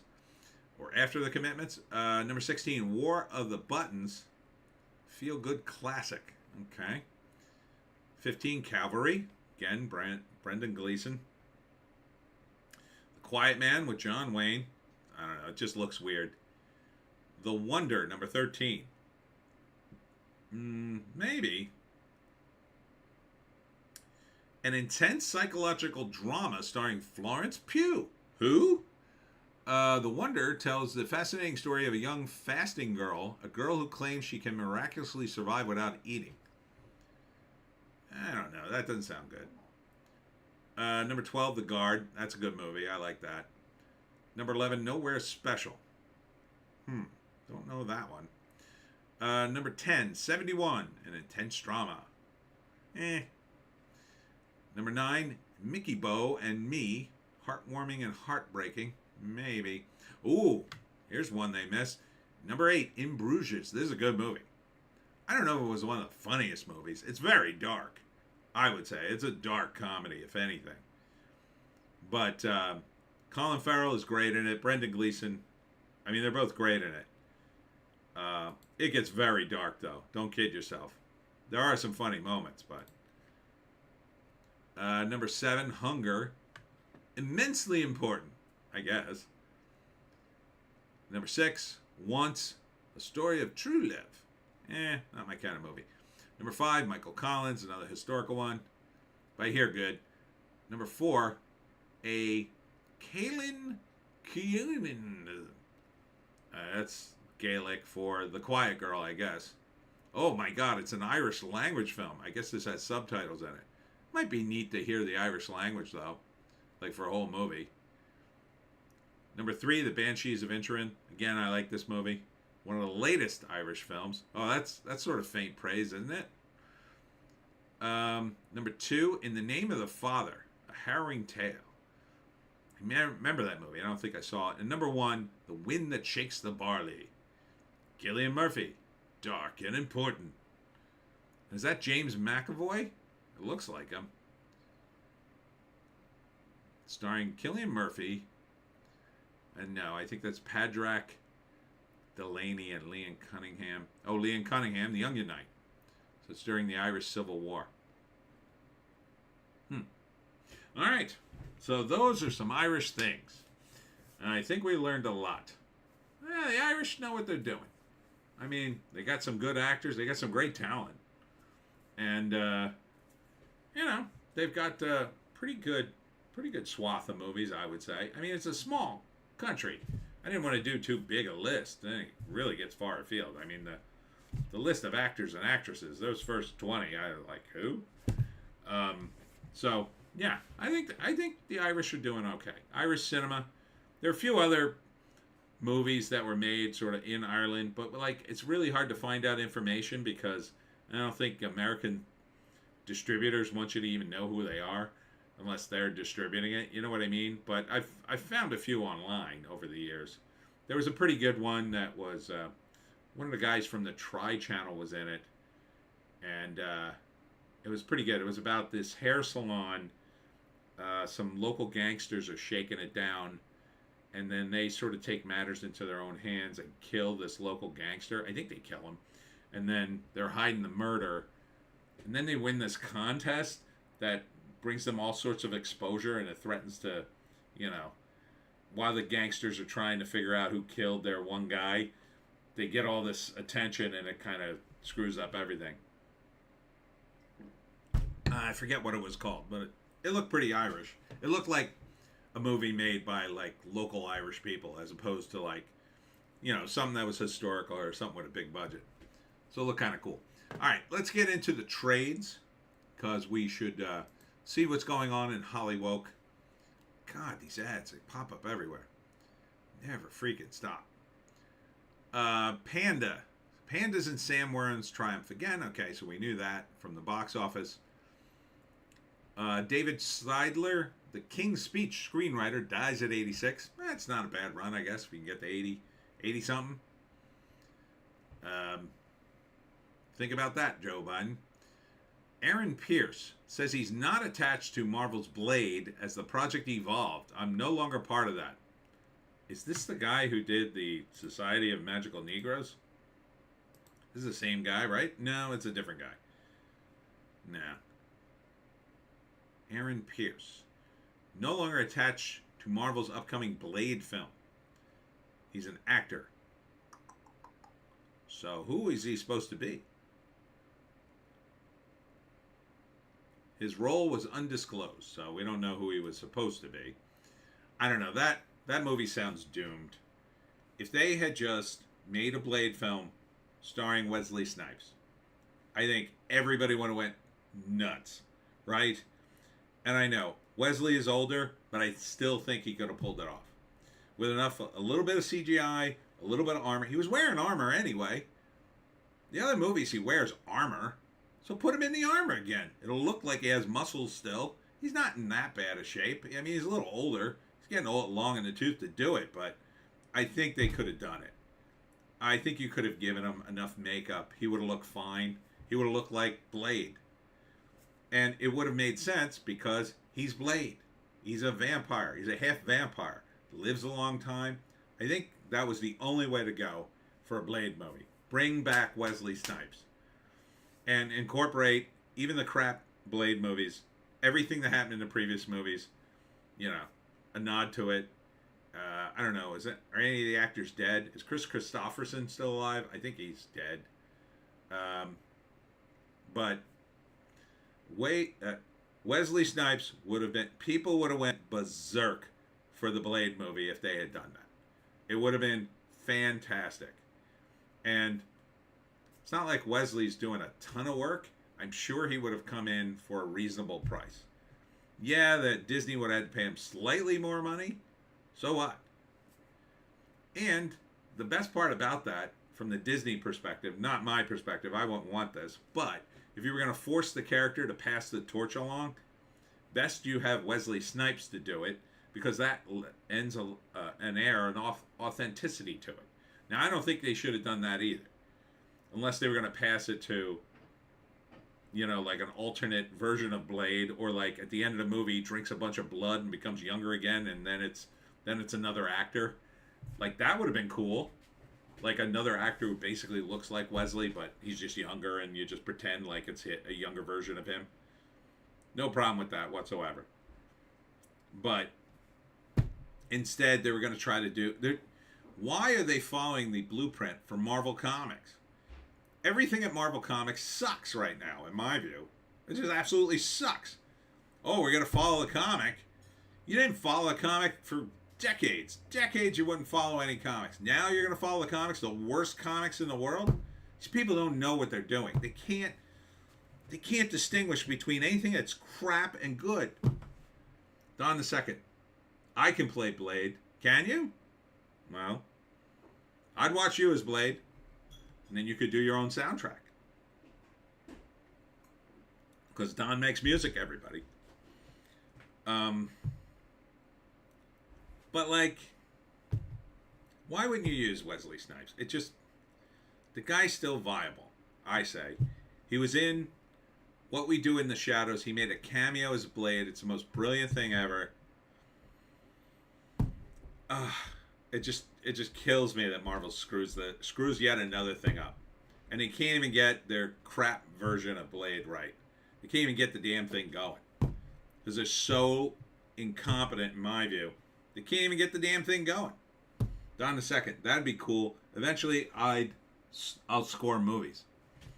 That's big money. That's big prizes.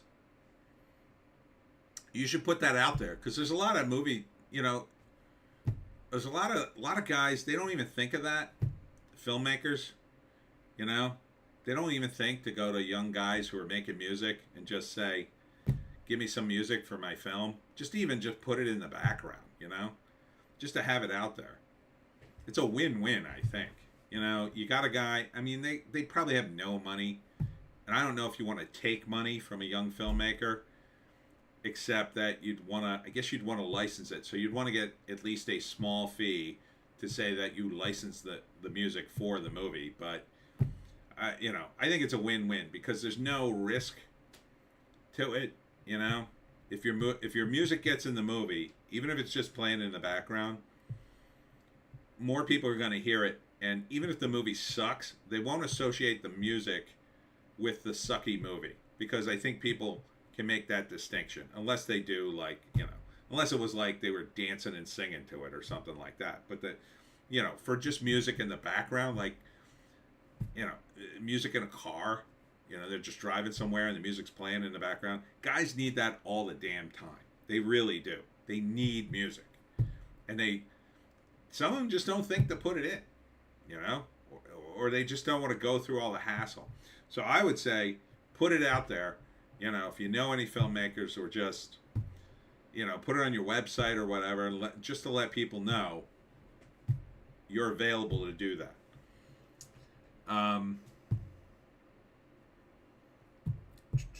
Dune Part 2 nears 500 million at global box office, surpasses entire run of first film. So that's good. The downside of this, though, is bad. Because, unfortunately, as you go through the Dune books, they get worse. They get less and less popular.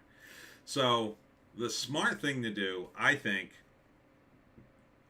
would be to do the third movie and be done. But they're not going to do that. I already can see they're trying to franchise this thing to death.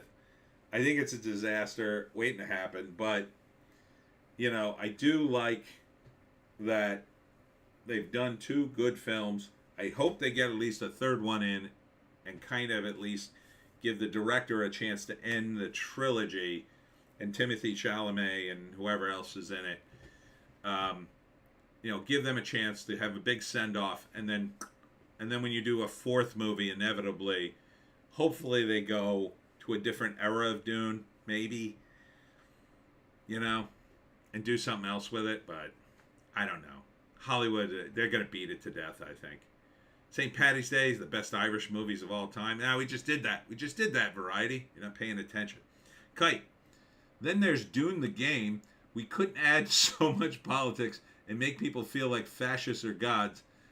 God effing damn it, you had one job to do. Yeah, video games suck now because all the woke-tards who were in other media are really hitting video games hard right now. I mean, you see that with Sweet Baby, but Sweet Baby's only one of many companies who are forcing themselves on video game companies because James Lindsay has a couple of good threads on this, and so does Razor Fist.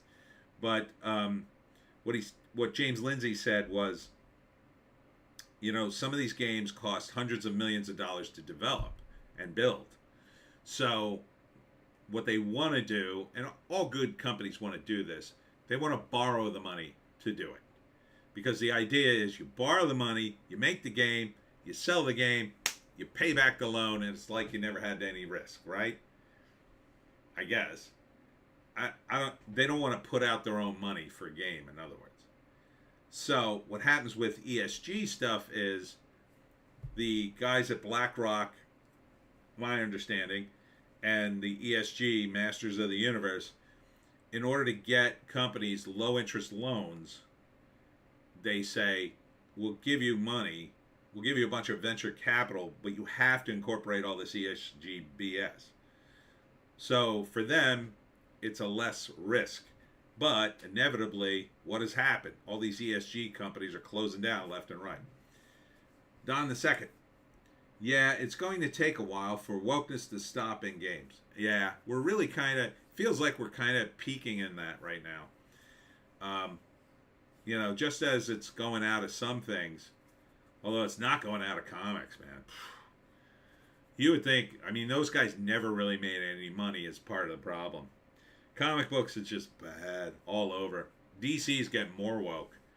You know, I thought maybe they'd go less woke when Warner Brothers, you know, got bought by Discovery. I thought they'd maybe back off of it, maybe quietly behind the scenes. They'd be like, listen, just back off all this stuff. Doesn't seem to be the case. They seem to be doubling down and tripling down. So, but insanely, the studio is following the comic books. Insanely. But not the good comics, the terrible current ones. Like, if you would follow the comics in Thor, we would have gotten, instead of the last horrible Thor movie with female Thor, we would have gotten Beta Ray Bill, which would have been probably a big hit.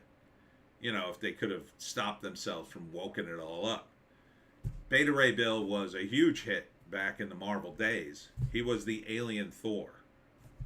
So essentially, this alien who is very noble picks up the hammer of Thor and transforms into the alien version of Thor, and they call him Beta Ray Bill. He's a cool character. But we won't get to see him because woke tards.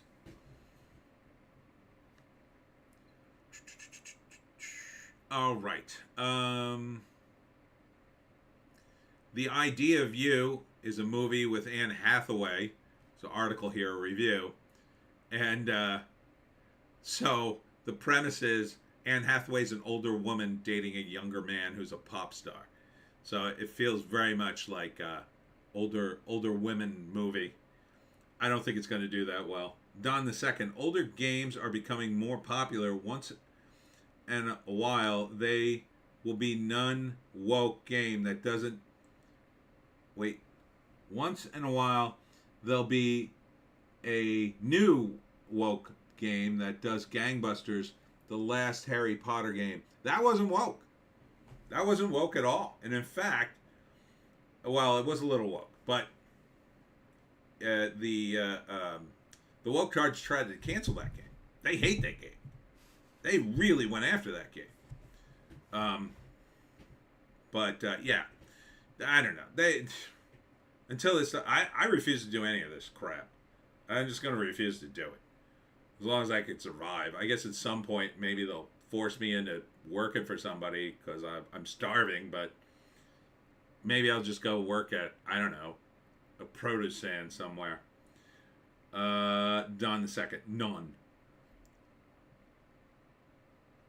Yeah, I mean, it's non-woke game. Yeah, a new non-woke game. Oh, okay. Sorry, I read that wrong. Mojo Nixon, I don't know if you guys remember him. He was a really cool dude. But he has an annual party every year at the South by Southwest event. And apparently the party went on without him as a last testimonial to the rocker DJ's wild mayhem. That's a shame. I hear the South by Southwest event got kind of woke too, unfortunately. Sad.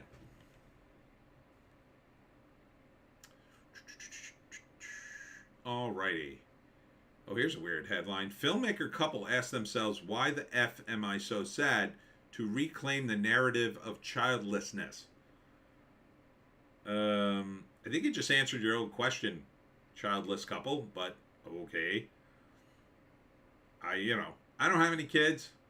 I'm at the end of the bell curve. I'm a little different than most people. I know people say they're different, but it's taken me a lot of years to realize I am different than most people. I'm like an alien who walks among you, and I see people living their lives, and I go, oh, but I'm 58 years old, so at this point I understand how the normies work enough that I can blend in a lot better. But most people aren't like me. And the people that aren't, a lot of them just lie to themselves. I've noticed that. In the old days when I had no tact, I would call that out. Are you lying to yourself? Because you don't seem very happy. And then people go, what?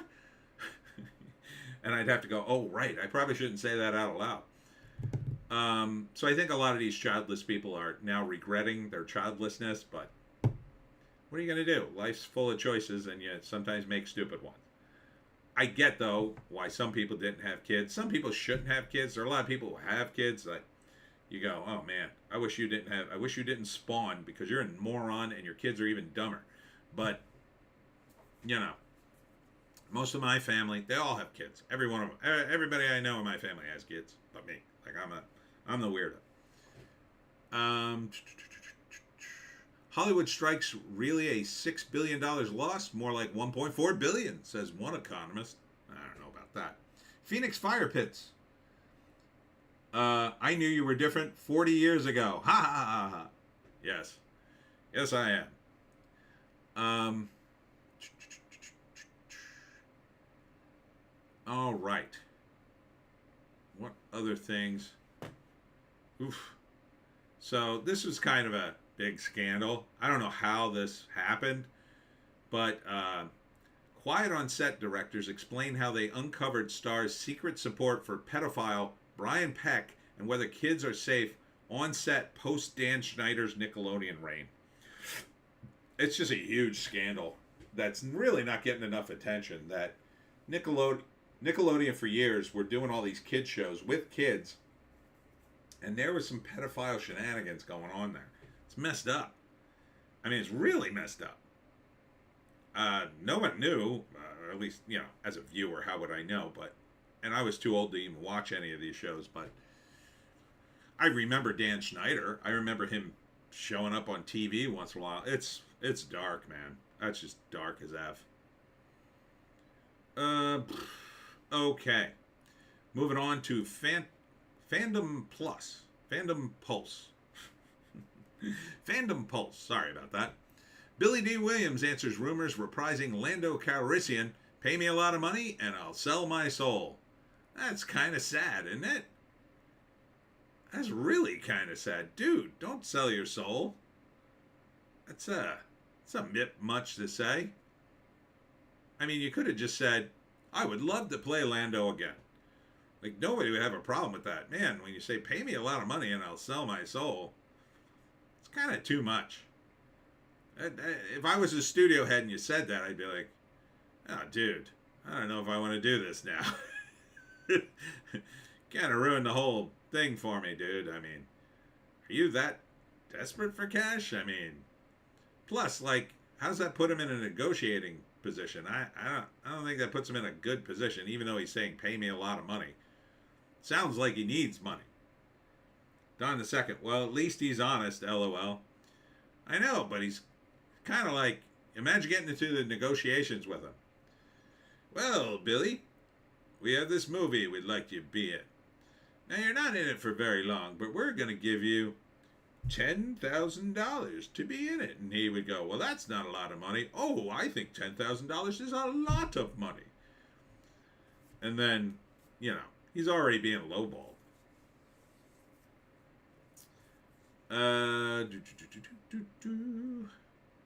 Nicolas Cage, bitten by Spider-Verse, interested in bringing Spider-Man Noir TV show to live action. I think that's a dumb idea. Spider-Noir is not a character that needs its own thing. I just don't think so. What else is going on? There's this controversy at Dead by Daylight. So this trans actor voiced a character. It turned out the character looked like this. Or was that? No, it looked like this. It was like a cheerleader zombie freak. And now she's mad, or he's mad, or whoever's mad, because, like, I guess they didn't know what the character looked like. But, like, what would you expect? It's like a zombie thing, right? Like, so what? Just shut up. Who cares who voiced the character? I don't care who voiced the actors. Look, unless you're already famous, you're a voice actor in a video game, I don't care who you are. I just don't. No one does. Not a single person is going to be like, oh, who are all the voices in this? I mean, maybe there's like a handful of autistic, you know, gamers who do that, but come on. And like, how much of a voice could that character have? The big, crazy, freakazoid zombie. Like, what did the person do? Oh boy, you're really embarrassed you did that voice. I mean, you did a voice of a zombie. Who cares? I would totally be into doing voices of zombies, though. That would be fun. Nobody has fun anymore. It's unbelievable, right? They can't just do it and have fun. Like, I'd be like totally psyched if I did the voice of a bunch of voices in a video game. Oh, I'd be psyched as F. I wouldn't even care about getting paid. I'd be like, oh, cool. Cool, I'm in a video game. That sounds like fun. I get it. It's not really fun. It's work, but, you know, don't make more of a thing than it is.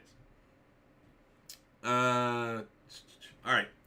Disney Marvel finally reveals the reason for firing gay black showrunner Bo DeMeo from X-Men 97. So I think I read this article earlier, and I believe the deal was he's really, really hard to work with, is what they said. Like, impossible. Impossible to work with. One of those guys. It happens. There are just some people who are just... And they always preface it by saying, he's a really nice guy, but he's impossible to work with. It's weird, though, that they fired him just ahead of the show going live. But again, who the hell's going to watch this thing? It's on Disney Plus. It's from 1997. I know some people were psyched for it, but now with the bad press, you know, like, for people in there, what would you have to be? I guess you'd be in your 40s now. It was like 30 years ago almost. So you're like in your 40s. So this is nostalgia bait for you. And then you say, oh, kids. Hey, kids, I used to watch this show called X-Men 97. Let's watch it together. Maybe you do that, but the moment you get wind, if you care that much about the old cartoons you used to watch, you probably got wind of this. The moment you get wind of it, aren't you going to go, oh, it sounds like they ruined that? I think so. They fired the guy off the show right before it airs? That doesn't sound good, man. That does not bode well at all for a relaunch. But that's Disney today, I think. Oh, this is a great story. Speaking of X-Men, after calling fans cretins, Marvel Comics editor Tom Brevoort wonders why few are watching his X-Men reboot trailer. It's a mystery, isn't it? It's such a mystery when you call fans, check notes, cretins, that no one watched your X-Men trailer. Phoenix Fire Pits. Have a good night. See you later. Good night, Phoenix Fire Pits. See you in the next one. Yeah, it's weird. It's very weird that this guy would actually say, I wonder if they have his tweets. There's Brevoort. Yeah. Nice hat. Nice hat, dork. Gail Simone's in the mix to write something new. Here's somebody responding. Your lead writer isn't giving us hope. Tom Brevoort. I don't have a lead writer. I have writers. Dan Smith. Sure, the good writers turn you down repeatedly. Tom Brevoort. Which good writers would those be? These guys are so off the mark, I think, at Marvel at this point. Who the hell's running the show? Who the hell is running the show? I don't know. I mean, you got to be nuts. To think this would be a good strategy. Good. I hope the whole thing fails, Tom. I hope you're fired finally. I would fire everybody at Marvel Comics, Tom. So pray every day and thank your God on high that they don't hire me. Because I would fire you. I would fire all the writers. I would fire all the artists. Production would screech to a halt, and I wouldn't give one single flying F. I'd be too busy remodeling the offices so it would be a professional atmosphere where people could actually get work done, and writing a whole list of rules why none of my employees would be on social media talking about anything in the company without my permission, or exactly what they should say, which is our comics are great. That's the only thing they're allowed to say. Okay? I don't care about your pronouns or all that BS. None of that would be at Marvel. None of it. But they're not going to hire me because of that. So good luck crashing and burning. Good luck on those uncomfortable meetings when you're on the phone to your boss and he's like, "What's happening, Tom? Why aren't we selling any books? Listen, Tom, you got to do something about these fans. They're online and they're complaining and I'm getting complaints and we're not making any money. And we're going to have to cut back. What do you think this is, Tom? This is a place of business." You're going to get that call, I think, eventually. Eventually you're going to get that call. Or they just, "Oh, we're shutting down the whole division, Tom. Clear out your desk." Or you show up for work one day. "Oh, yeah, the building's locked up. I'm sorry. Here's your stuff in a box. Get lost." That's what's going to happen. When they close down Marvel, it'll close down hard. All these people will be done. Oh, boy. And I cannot wait until some of these big mouths try to launch their own Indiegogos and Kickstarters. Oh, man. It's going to be crazy. Phantom of the Pines, thumbs up. It's going to be hilarious. It's already started. Some of these people are creeping out there. They're not doing very well. They ain't doing Eric July numbers. Eric July's doing good. Oh, he's raking in the millions. Because people would rather bet, and there's no offense to Eric July, no, not a lot of, some people now know Eric July. People knew him from his YouTube and, Blaze and all that kind of stuff. But like, from just purely a comic book fan standpoint, a lot of people didn't know who Eric July was. But I would rather give a total stranger a chance than to waste my money on some corporate comic that sucks. I did that all the time at comic book shows. I would go out to get comic books I used to do a review column in Nights at a Dinner Table magazine, and I would review comics. Mostly I reviewed web comics so I wouldn't have to buy them, because I felt I needed to buy the comic to have a say. And I wanted to support some of the local creators. So I would try to buy local comics, but they got so expensive I started doing web comics to save money. But, so, I would rather, if I'm going to invest money in a comic, I've been disappointed so many times at Marvel and DC. So many times. The last time I bought comics, I was at a comic book store, like mainstream comics. I was at a comic book store with my friend. We just went in there to go, let's go to the comic book store. I'm like, it'll be boring and stupid, but okay. So we went in there, and I was chatting up the guy because I was hoping to get some sort of signing going, as I always am. Even though, like, the store, it's kind of out in the middle of nowhere. I don't think he would have had too many people there, but whatever. And then I bought a couple of comics just for the hell of it. I didn't even read them. And they were so boring, quite frankly. Like months later, I uncovered them. I said, I was gonna read these and review them online or something. I looked at them, and I'm like, these look like crap. And one of them was an issue of the Hulk. And I used to buy the Hulk when I was a kid. Oh, I used to love the Hulk. It was the same damn thing every comic, but it was great. He'd smash up a tank, scream Hulk smash, all that stuff. Loved it. Now it was this, didn't have the primary colors. I miss the primary colors so much. You women have ruined comics, ladies of Marvel. Ugh. You don't know what you're doing, in my view. I'd fire you all. 100%. 100% I would fire every one of you. Wouldn't care about the tears. I'd be like, come on, get your stuff out of your desk. I gotta redesign the whole office because you people are maniacs. Oh, I'd be heartless. I'd be absolutely heartless of firing these people. I would enjoy it.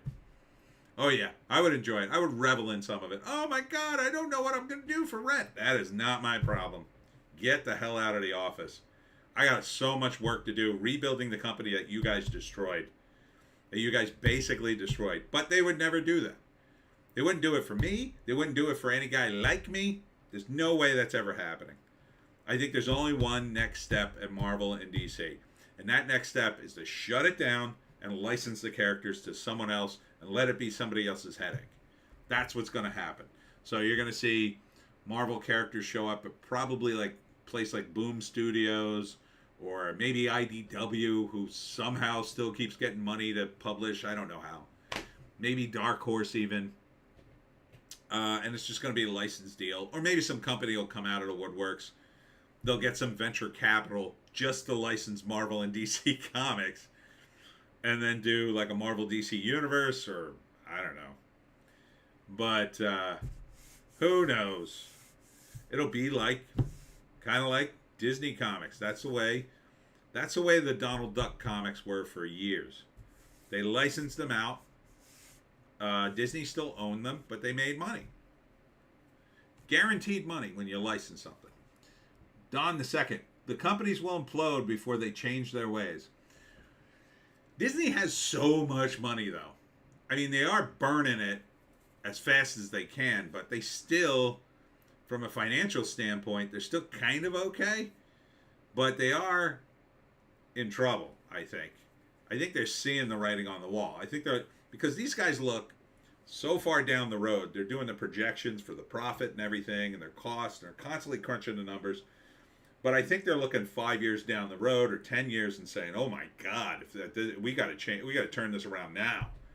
We got to turn this around now before we're in trouble at year 5." You know, so they are making some moves to try to change it. And Bob Iger, when he got in or got back in, he never really left. One of his mandates was to continue to do all this crap, but to hide it better. So I think that's what he's really pushing for. He's pushing as hard as he can to hide it. But he doesn't want to erase it. He just wants to hide it. He wants it to be smarter, which isn't going to work because he doesn't get it, I think. I think what he doesn't get is the brand is ruined. Disney as a brand is ruined. Marvel as a brand is ruined. Star Wars as a brand is ruined. Don the Second. I haven't bought anything Disney in years. Yeah, with you. But I boycotted Disney a long time ago. It's just too many people. Even if tomorrow, like Iger came out and was the most base guy ever, hated communists, you know, he turned into the next incarnation of Walt Disney. And he said, "I hate communists. We're going to do nothing but American flags. We're canceling the pride parades," like all that, right? He cancels all that LGBTQ stuff in Disney, makes it super American again, super not anything woke. A lot of people won't come back. A lot of people. It'll take years to get those people back. And I think he knows that, which is why he won't do it. Alex is here. I joined late. I saw Dune Part 2 last night. Hollywood could do with more movies like that, for the most part. However, I am looking forward to the continued fallout from them failing to learn. Storebang is here. Let's put the Pineys in production, damn it. Thank you, Storebang. Bless you, sir. Alex, just like you, very enjoyable books. Very enjoyable book, Hollywoke. Oh, thank you. You read Hollywoke. Well, thank you very much. Yes, I very much liked writing Hollywoke. Don the Second. I think I only saw the Spider-Man stuff, but that was the least woke, I think. Yeah, they kind of keep like turning up the woke on Spider-Man, and then they're forced to turn it back down because they have Miles Morales, which sort of is a way to kind of skirt around Peter Parker, but they made Peter Parker a cuck. C-U-C-K. Kind of, for a bunch of issues. But then they brought it back and they're doing some sort of family Spider-Man, which is doing well. So, but yeah, Hollywoke, damn, I loved writing that. I want to write the 3rd book in that series, but I don't know. I haven't had the time, and I got to be honest, it's hard to sell those books. It's a lot easier now. Like, now I used to put out Wokistan and Hollywoke, another novel, on my table, and people would go, "What is that?" And I'd have to explain it. Now they look at it and go, "Oh!" Don the Second. Ha ha ha. Don the Second Spider Cuck. Yeah. Yeah, it was pretty bad. To me, out of my stuff, the thing that was perfect for a movie would be Wokistan, a novel. Man, and Hollywoke would be too, but you'd have to make Wokistan first. It would absolutely shatter Hollywood, but there's no way they'll greenlight it. Not now. Maybe in 10 years. You know, after all this stuff is like died down and people are kind of starting to forget about the woke era, that's when they'll want to, option the book and go, oh yeah, yeah, everybody loves this anti-woke stuff. Yeah, they loved it 10 years ago, but okay, I'll take your money. Alex, Wokistan was a joy to read too. Did 30-second book clubs on both. Thank you, Alex. I don't think I saw the one on Hollywoke, or did I? Send me a link if you get a chance. I know I saw the one for Wokistan. That was a good one. I think I saw it, or did I see both? I don't know. I'm kind of forgetting that. I don't remember seeing two of them. I definitely remember seeing one. But don't go on my memory. Thank you for that, by the way. Appreciate it. But yeah, Hollywood, they just don't get it. Oh, and here you go. Speaking of, and this is part of the problem right here. Alec Baldwin's arrogance on display as he rejects plea deal for rush shooting as trial date is set. Kite, Peter Parker and the how dare you save the city when I need attention as a strong independent woman redhead, LOL Spider-Man 2, the Hagam reference. Yeah, I mean, there are too many women working out their daddy issues and dating issues in comics. The one woman who's not, ironically enough, although she's kind of insufferable, is Gail Simone. Gail Simone, at least seems to be mature enough, like when she wants to, she can write a halfway decent story. Although now she's getting plastered by the woke tards because, I don't know, she did some women in comics issue and it wasn't woke enough. Now they're coming after her. Well, you've driven all the men out of comics. Now you're the least woke woman, Gail, so now they're coming after you. I don't think Gail intended to drive men out of comics, but she didn't help, I'll say. She didn't help. But what are you going to do?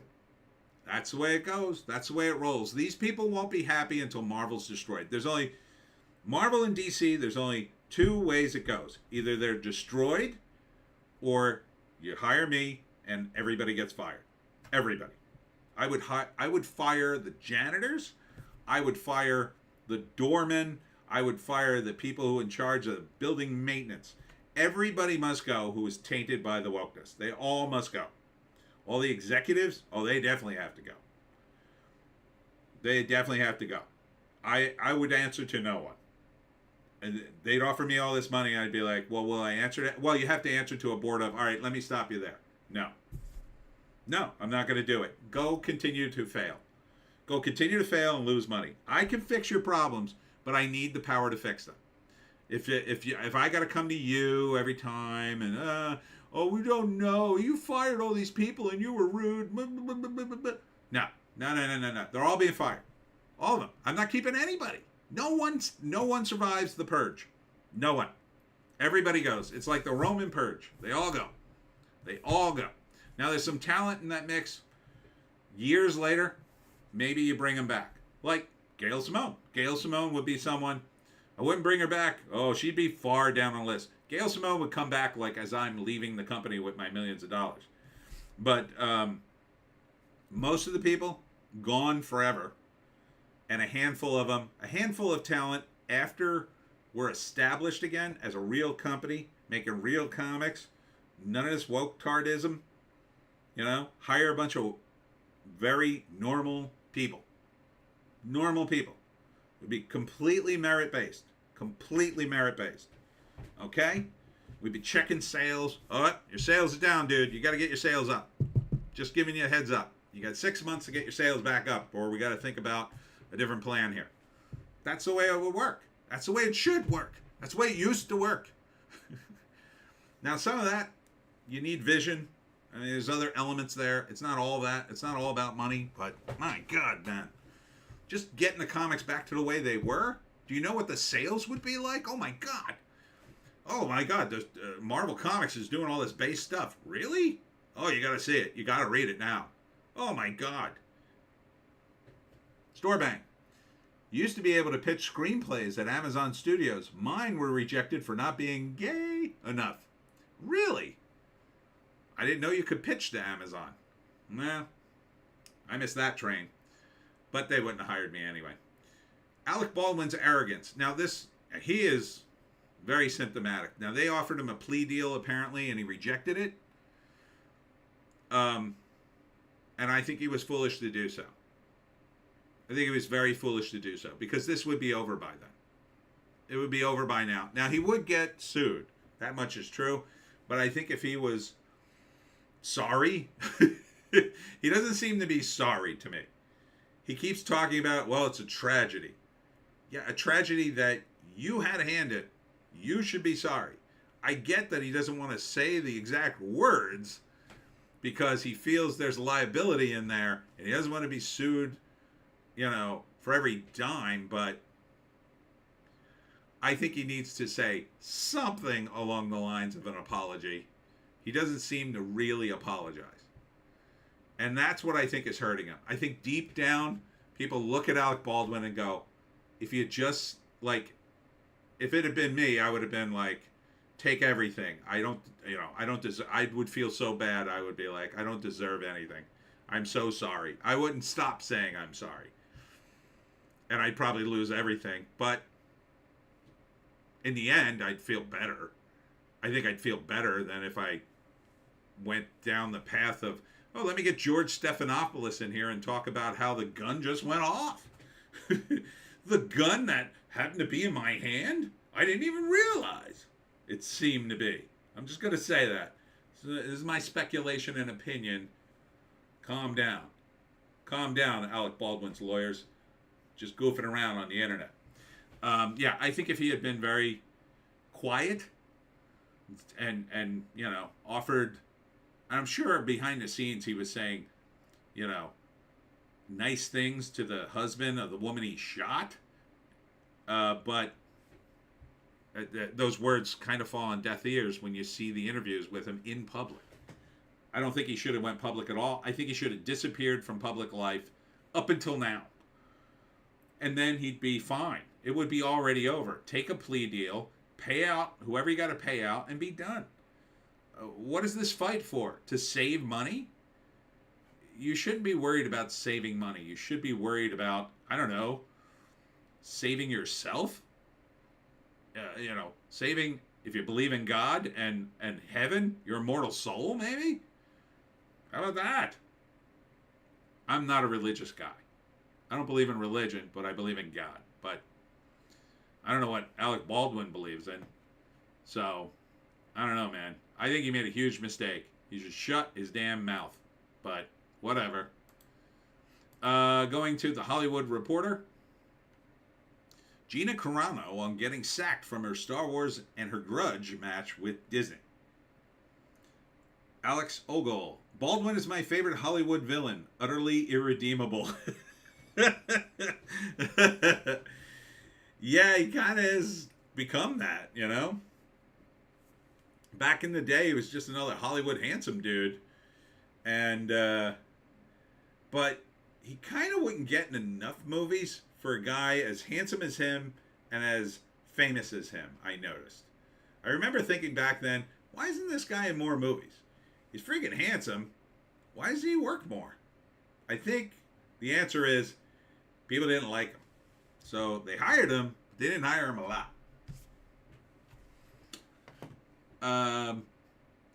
Gina Carano looks good in that picture, right?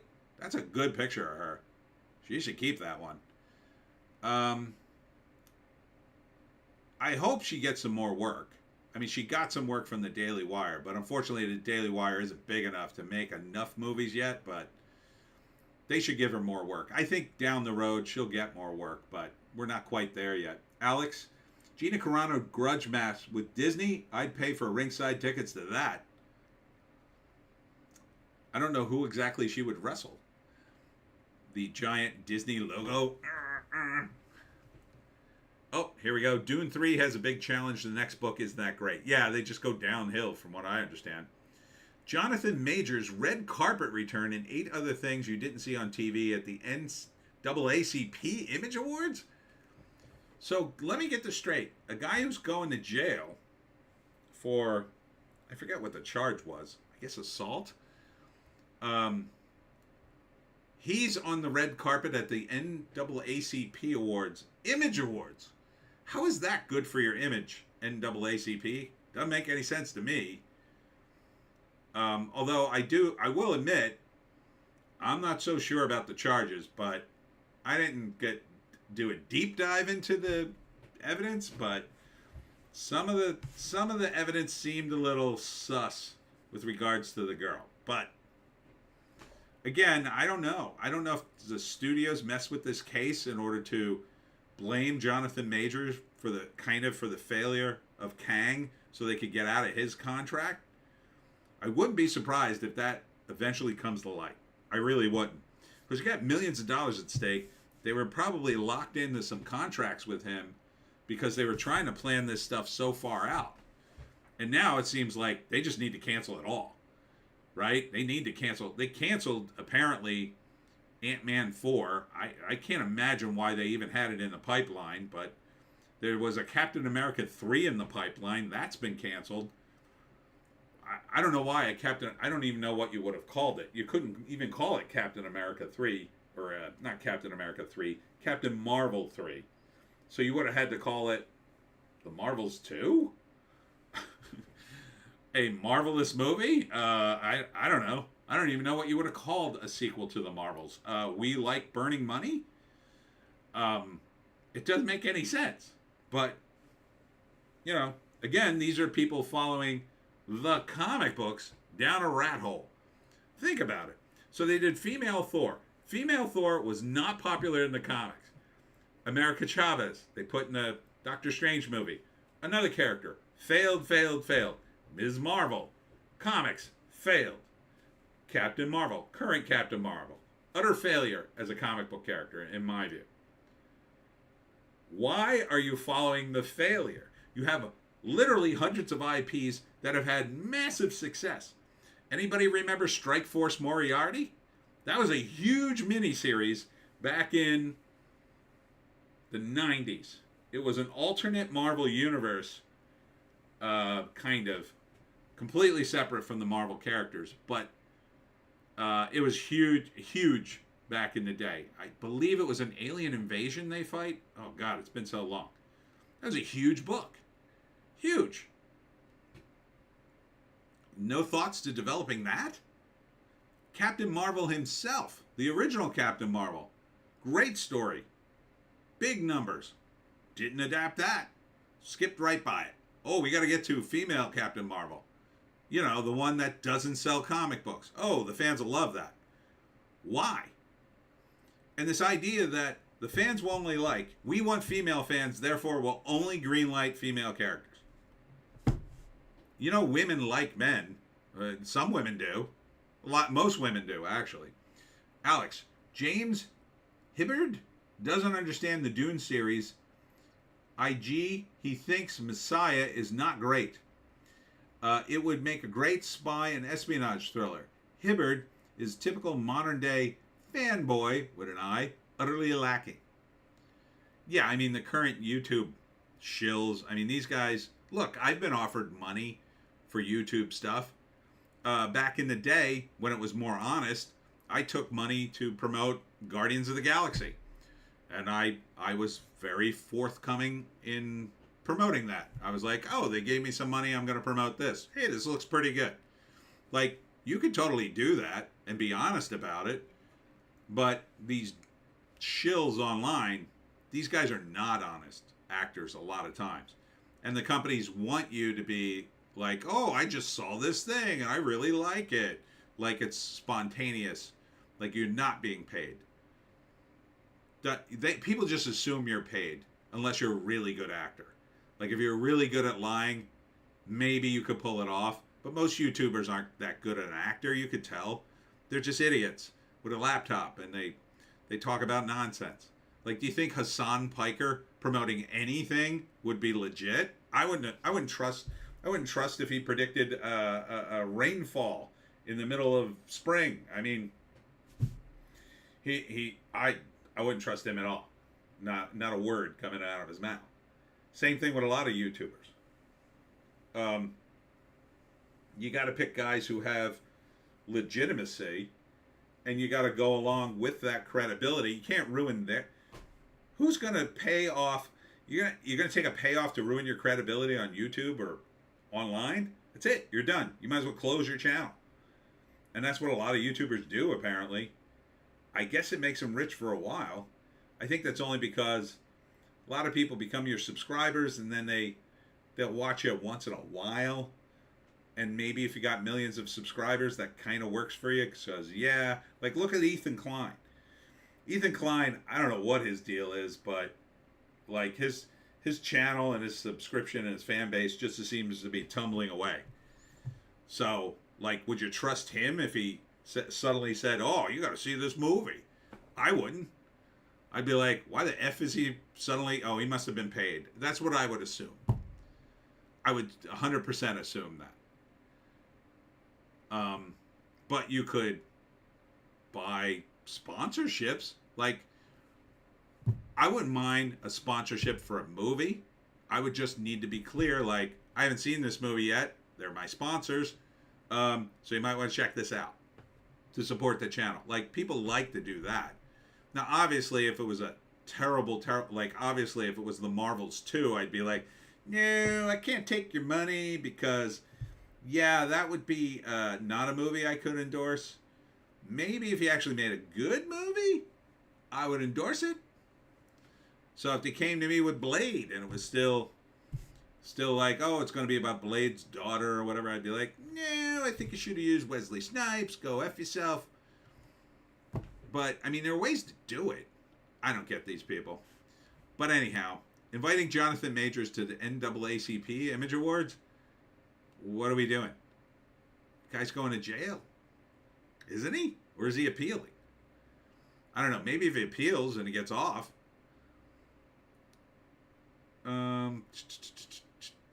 What else? Bill Maher says artificial intelligence should be a bigger concern than TikTok.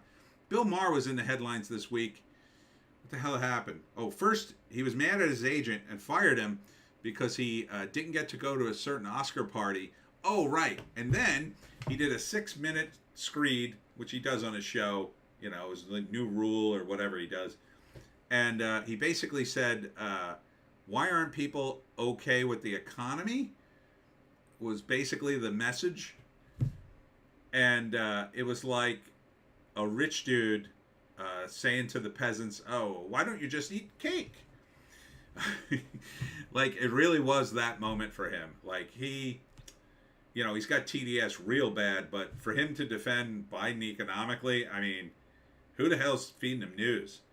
I know it ain't him. I know it ain't him doing the work. I know he's got an assistant. Oh, here, Bill, here's all the important news stories, and here's this and here's that. Whoever you have failed my ex-boss. You have absolutely failed him, because you should be telling him, people are fed up with the food prices. Like, I'm a man of simple means. The one thing I want to be able to do is tool around South Jersey and buy a slice of damn pizza whenever I want. And I can't do it because everything's so expensive. Thanks, Joe Biden. Oh, by the way, is John Adams here? John Adams bought me a hamburger last week. I haven't bought the burgers yet, John, but I do very much intend to. Thank you for that again. Alex, I think my point was more that current fanboys just want sci-fi to be lasers and explosions. The best sci-fi is based on police procedural drama or spy thriller. Oh, okay. Movie studios just want spectacle. Well, that is true.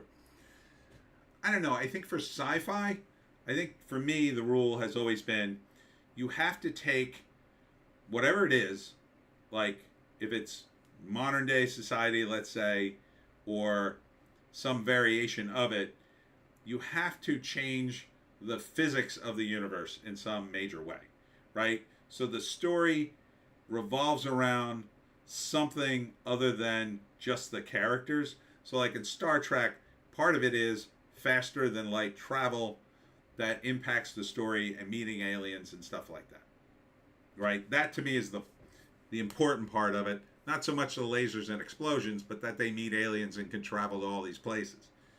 So you need some element like that. You need time travel or something that that does things. And it just needs to be smart. Like, the smartest guys in the universe need to be writing our sci-fi. And that used to be the case, because only smart guys read it. It was only nerds. It was nerds only. You wouldn't understand unless you're a nerd. I was there at the doorway going, "Hey, nerds, can I come in? You're kind of nerdy. Come on in. All right, let's play Dungeons and Dragons." But they've let everybody in. We have the dumbest people in the nerddom now. It used to be I was the dumbest guy in nerddom. I'd go to these comic book conventions and Dungeons and Dragons Fest and all kinds of things, and I'd be like, "Oh, I haven't read Lord of the Rings. I read part of The Hobbit," and they'd be like, "You idiot! You're not a fan. You call yourself a fantasy fan? Ugh, sir. And then he'd say something in Klingon, and I'd walk away. These guys were smart. These guys were engineers, computer guys, other kinds of engineers, other kinds of computer guys. They were smart. They were fat, too, but they were smart.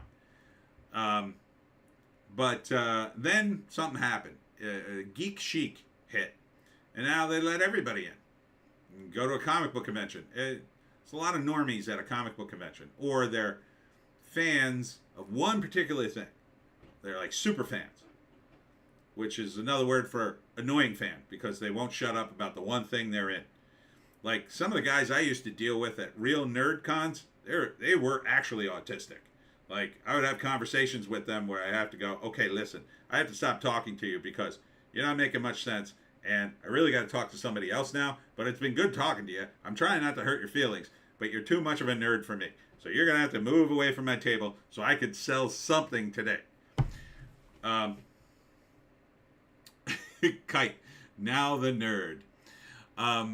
So these guys were hardcore, If you don't know what the word filk means, F-I-L-K, you're not really a nerd. You're kind of a nerd. Kite. Nerds all wear thigh-high socks with trans flags colors. Yeah, they do now. Not back in the day. No.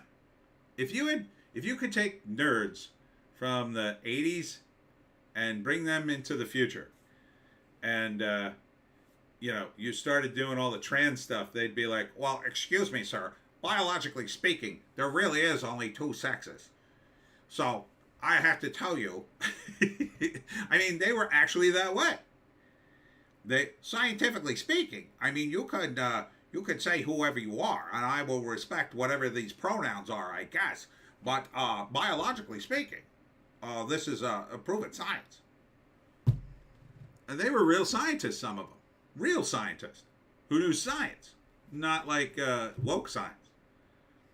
Now, a lot of those guys are dead because, again, they were very fat. But, a lot of them just got out of it because the nerds have become stupid. The fandom is just full of people who are luxuriating in fan fiction. Oh, that is a cesspool. Let me tell you something. Fan fiction is a cesspool. It really is. Back in the day, we kept it on the fringes where it belonged. "Oh, you write fanfic? Okay. Yeah, I'm going to go over here." There was some of that around, but it wasn't, nobody was proud of it.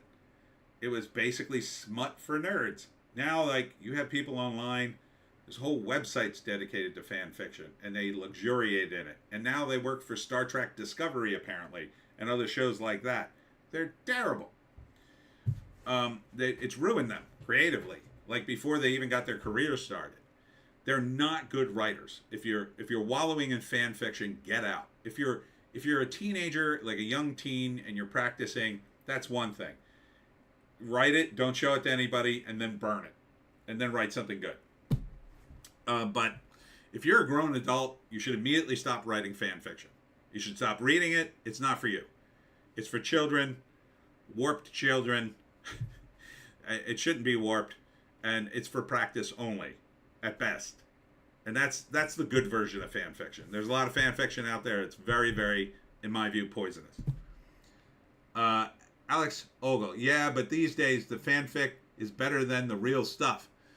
Some of it might be, but those people are wasting their talents if they're any good. So I had a friend who made a fan fiction film, and it was pretty good. But I said to him at the end of it, I mean, it's good, but you should have made an original one because now you've wasted all this time and effort on something you don't own, and you can't really make anything of it. It has to be original. That's part of the deal.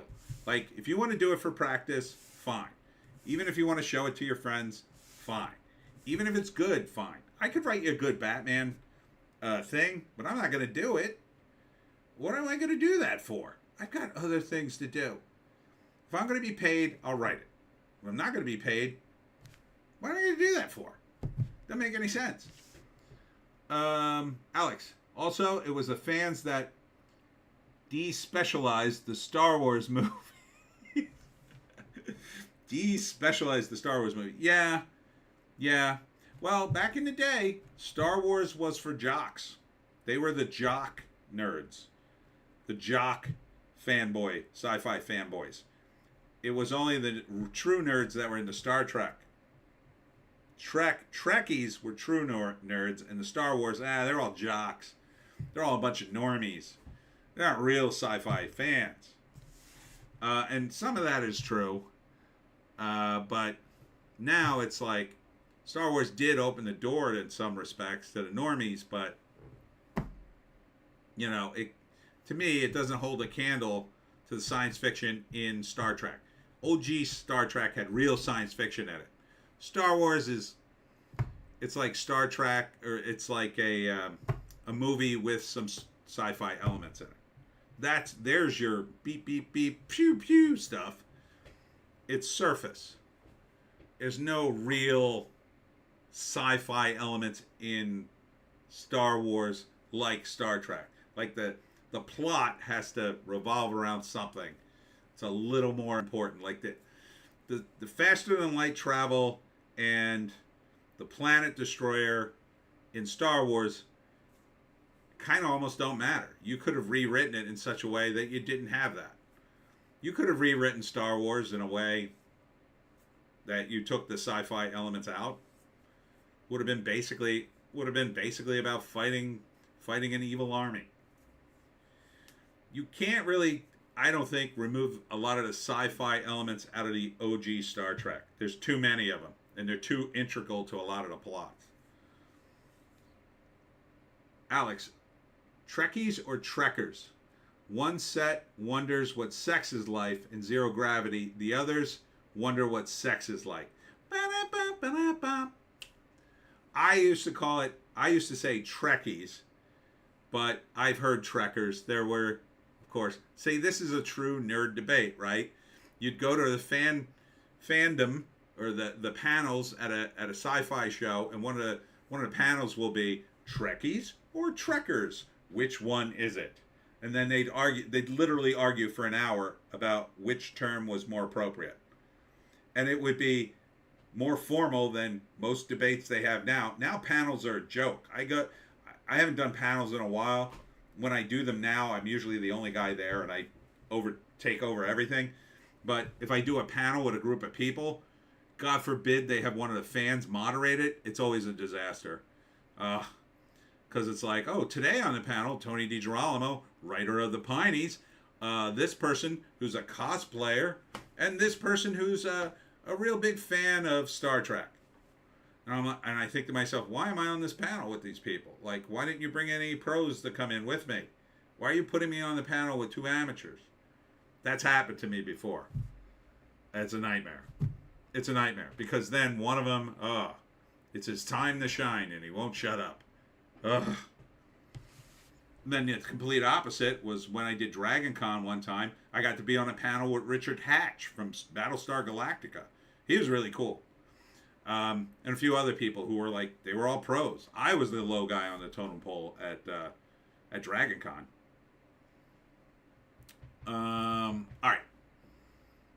Let's move on. Oh, wait. Eugene Levy headline. Eugene Levy suggests he could be nearing retirement, not ruling anything out. Well, he is up there. I'd hate to see Eugene Levy retire. I'd love to see him do another comedy show. I didn't mind Schitt's Creek. It was pretty good. Wow, he's 77. He looks great for 77, doesn't he? I didn't think he was that old. I don't blame him for retiring. Go retire. Retire, Eugene. Uh, Retire. Enjoy your life. You don't have to do more stuff, but if you do stuff, I hope you do funny stuff only. Um, his son's okay. He's not as funny as him, but he's not really a comedian guy. Eugene Levy is very funny. I'd love to see them, I don't know, maybe get a little mini SCTV reunion going, do a little, I don't know, a little funny short or something. That would be fun. Over at the Bounding in the Comics, oh my God. Jimmy Kimmel sits down with a group of reformed inmates to fantasize about Donald Trump going to prison. This was a real thing. Talk about a guy who has TDS. I mean, this is ramping it up to I don't know what level. When you actually do a TV show blathering on about your fantasy about Donald Trump in jail, I mean, how messed up are you? It's just unbelievable. But this is ABC these days, I think. It's no wonder he's on his way out. I guess he wants to take a few pot shots before he goes. So, good riddance. I hope they cancel him soon and put somebody else in his spot. I would love to see somebody like take his spot and they still have to call it the Jimmy Kimmel Show. That would be hilarious. The Jimmy Kimmel Show, hosted by Kevin Hart. That would be hilarious. Godzilla -1 director Takashi Yamazaki indicates he wants to respond to Oppenheimer with a different film one day. Isn't that interesting from the Japanese perspective? I wonder what that's going to be like. Probably not going to make America look good. I'm going to just guess. More on the X-Men 97 stuff. I don't want to talk about that anymore. Alex Ogle, PSYOP. The TV presenters know that by making themselves obnoxious now, they can guarantee a Trump win, and then they'll be set for the next 4 years. Possibly. I mean, but I think Jimmy's going. I don't think they're going to renew him, is the rumor. So, oh, here it is. Yeah, Ant-Man 4, Captain Marvel 3, and Eternals 2. Can you imagine they put the Eternals 2 in the pipeline? What weed are you smoking, Disney? You must have been high as balls to greenlight Eternals 2. How high would you have to be to greenlight Eternals 2? Holy F. I'd have to be out of my gourd. I would greenlight anything if you'd greenlight Eternals 2. Come on. That's just nuts. Oh, hold on. Sorry, God, I hit the wrong thing. I'm gonna close this. That is nuts. Oh, and then this rumor this week: Deadpool and Wolverine to feature Henry Cavill as Wolverine, as young Wolverine. So it may be that Henry Cavill is going into the MCU as the new Wolverine. So maybe something happens in the movie, and then the past of Wolverine is changed, and then it's Henry Cavill, something like that. So, or maybe they're testing the waters for the new X-Men that Disney are going to do. I don't know if now, like, Henry Cavill is pretty based. I don't know how based he's going to stay if he starts working for Disney. I have a feeling there's going to be a lot of yeah, he stepped back from that. I don't know, man. Can he be super based and work for Disney? I don't know. I don't see how you can. But again, when they back the money truck to your house, do you say no? I don't know. That would be a disappointment, I think, for a lot of fans. Deadline, otherwise known as Variety 2.0.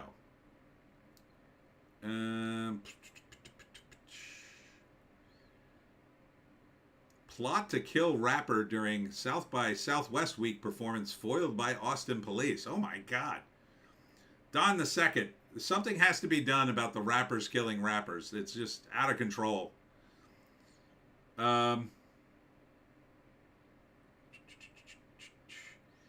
Alex, for the benefit of post-middle-aged Englishmen living in Canada, how high are balls when they're tripping? Very, very high. Holly M is here. Happy St. Patty's Day. Happy St. Patty's Day to you, Holly. Alex, I want this Warhammer 40K project with Cavill to do well, but I'm not sure what to expect. Yeah, and like if he gets hired by the MCU, will he even do it? Right? Because I don't know. He seems to have control of that. He seems to be really into it. I really want to believe he's going to go into that and make that the most base thing you've ever seen. And it'll be a giant hit. But I don't know, man. What did I see of Warhammer recently? There's some. I know that Flash does these wacky Warhammer parodies that are amazing. I like those a lot. God. Yeah, they did one recently where they show up on a planet and they're just recruiting the boys. They just kidnap and bring them to the spaceship, and the boys are placed in this machine that injects them full of drugs, so they immediately grow to enormous muscular size, and then they put them in like a suit of armor, and they flash like their education into their brains like within 30 seconds, and then they turn into like space marine maniacs. And then they've taken the girls and they just take them to a volcano and start chucking them in. It's the funniest damn thing. Because the girls are going, eeks! It's...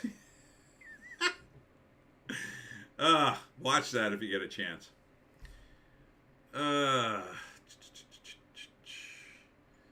More on Billy D. Williams.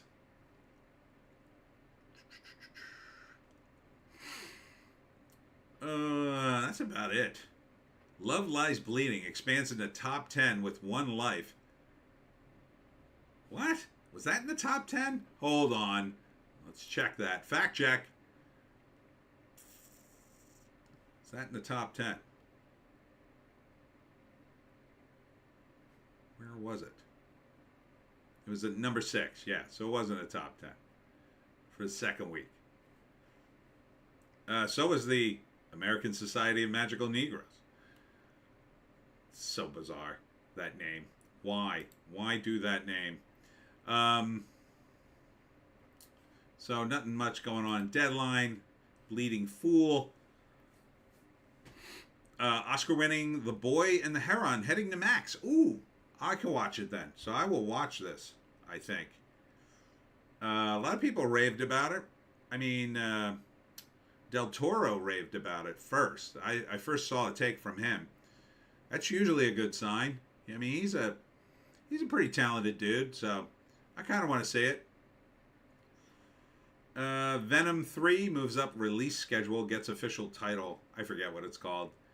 I mean, I just hope it's decent. The first one's okay, but I hear the second one's a mess.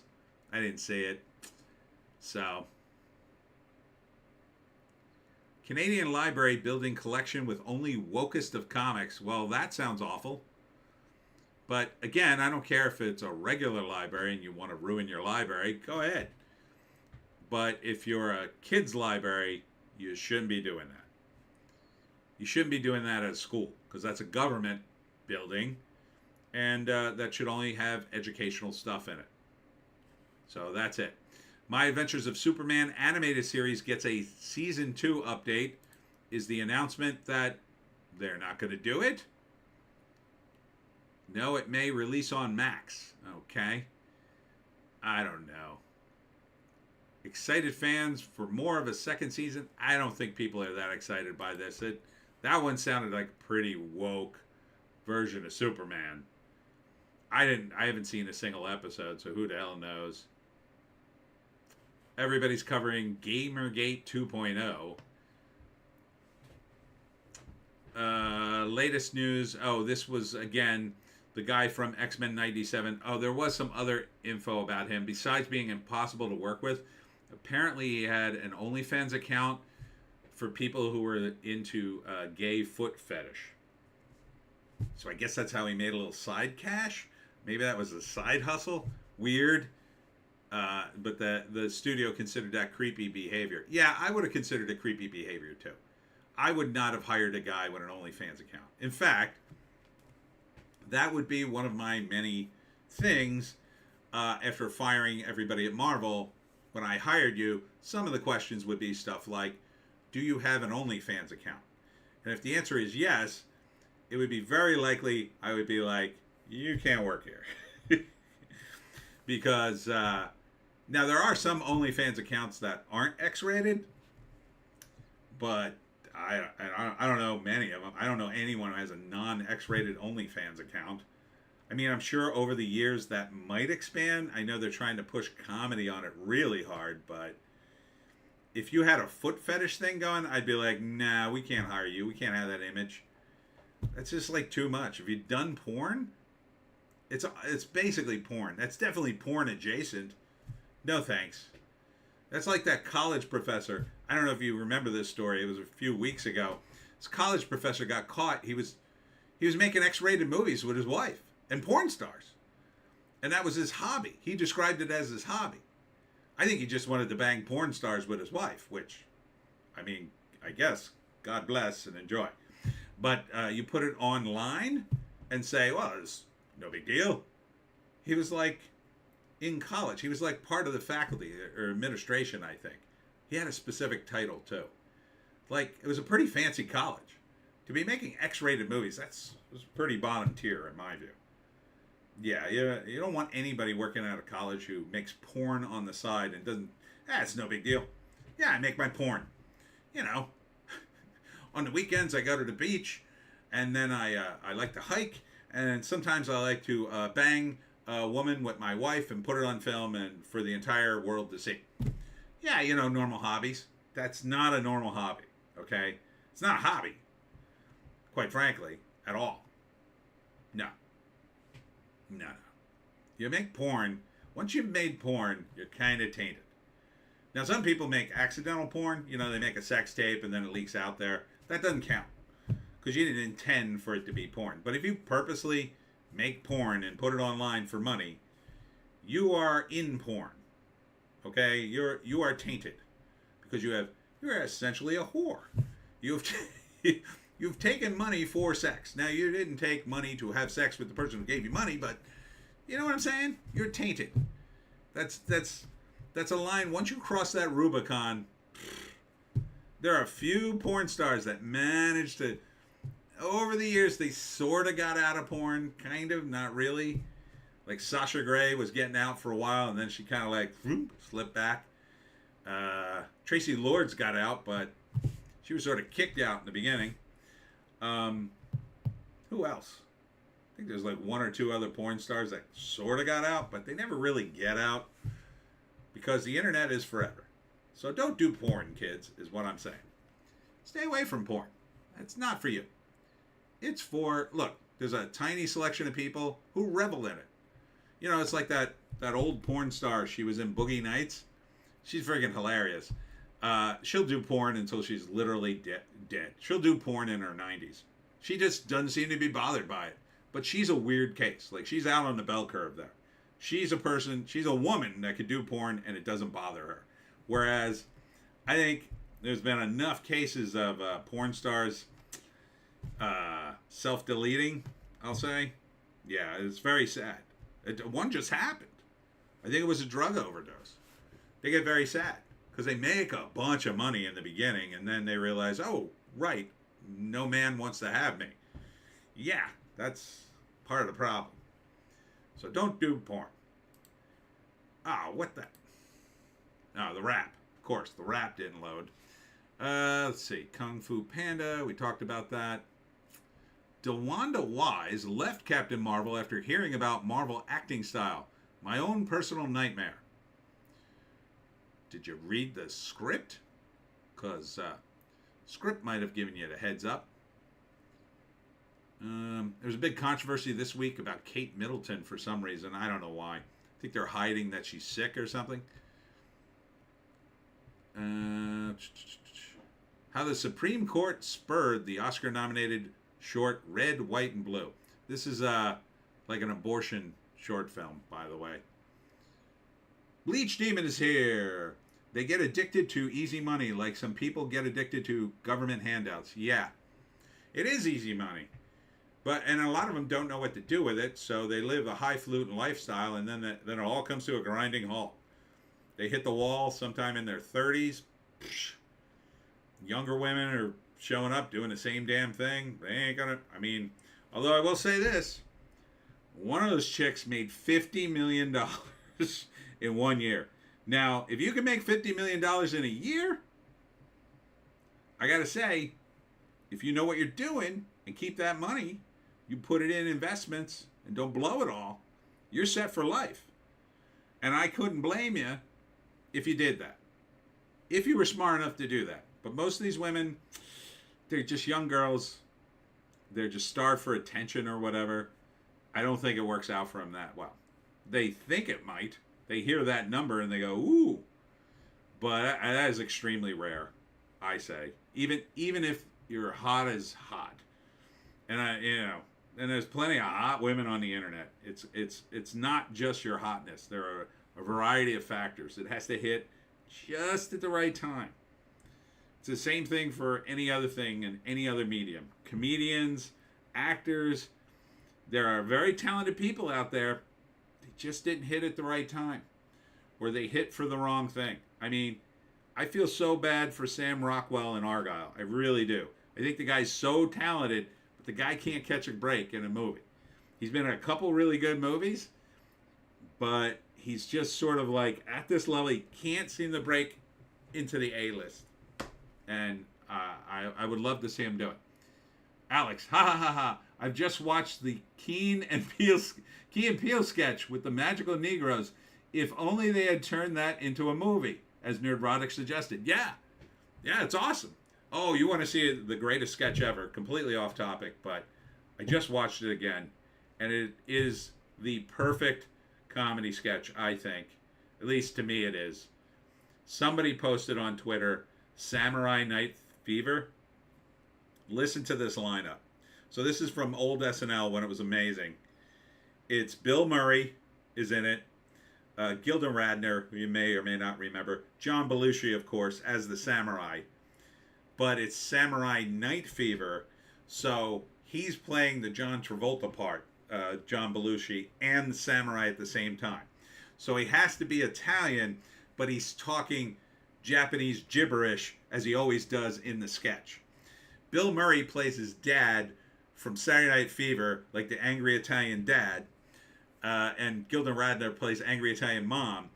And then the best is halfway through the sketch, the person hosting the show shows up. And the host of the show that week, O.J. Simpson. So O.J. Simpson shows up, and it's an amazing moment because he plays the brother. And if you remember Saturday Night Fever, John Travolta is like going nowhere, and he's just dancing at clubs all night. But his brother is the good brother, and he's a priest. But he comes home to tell his parents he doesn't want to be a priest anymore. And it's that scene and a couple other scenes. And let me tell you, I laughed through the entire sketch again. And I've seen it like a bunch of times. So do yourself a favor and search for Samurai Night Fever. It's such an amazing sketch. And I think we're going to probably end on that. Oh, no, there was one more thing. Nova is in early development. Confirms Marvel X. So that's somewhat news, I guess, for Marvel fans. If they're going to, not screw it up. I mean, that's a IP they could actually do and do well. But I think they'll screw it up. I don't have any confidence. Kang is officially dropped from Avengers 5, so that's done. Disney omits Marvel Phase 4 and Phase 5 from investor highlights, so they're probably on their way out of superhero movies, at least in terms of the phases. They'll probably still keep doing some of them, but I think they're gonna pull it back. But this was another big announcement: Teen Titans live action movie in the works. Bleach Demon. Marvel has become unflushable. The Unflushable Turd. I think that was the name of my first Super Frat strip. Yeah, it really has. And DC's right behind him. James Gunn, every day, every other day it seems he makes an announcement, and more I get less and less enthused about the DCU. This could get my enthusiasm, a Teen Titans movie, if they did the George Perez run. Oh yeah, that would be an amazing movie with Jericho, if you remember him, and a few other characters that probably nobody remembers. That was an amazing run, hugely popular. So I assume DC has completely ignored it and will instead do a bunch of characters nobody cares about. Now they'll have to do Starfire. They'll have to do Robin or Nightwing. They have to. But will they? I don't know, man. I don't know. They can't do Superboy. They'll probably do Cyborg, I guess, although they might want to skip Cyborg. You know, they should do all the characters from the cartoon, I guess. The serious Teen Titans cartoon was good, by the way. I like that one. The goofy one was okay, but wasn't great. So I don't know. They could do this, but they're likely to screw it up. I mean, they're super likely to screw this up. By the way, Sydney Sweeney could be Starfire, I say. That could be a hot Starfire, right? Oh man, you put her in the Starfire outfits, the actual Starfire outfits, basically practically naked in every scene with orange makeup all over her body. Yeah, I think that would be a good movie. I think right there is 50% of the battle, you know. She'd be good. I mean, Jennifer Lawrence still looks great. And she's done roles like that before, right? She did a great Mystique. She don't have a problem being naked. Watch No Hard Feelings. She's completely naked in that. It was a very funny scene, too. So, yeah, I got a little hope for Teen Titans movie. But I don't know, man. I don't know what the story's going to be. The big problem, too, is Robin. How are you going to do Robin? I don't know how you're going to do it. I don't know. James Gunn, DCU. I don't know how he's going to do this. I really don't. He's launching with Superman. He's got to launch a million other characters, including the Batman, including Robin, probably including Nightwing. It should be Nightwing in the Teen Titans, by the way. You also got Deanna. Who is it? Not Wonder Woman, Wonder Girl. She was in the Teen Titans, right? It was all the sidekicks. Wally West. How are you going to do these guys? You haven't introduced any of the main guys yet. I don't know how they're going to do it. Maybe if James Gunn does a movie, the first Superman movie, and there's like a million superheroes everywhere and they're all making cameos, maybe.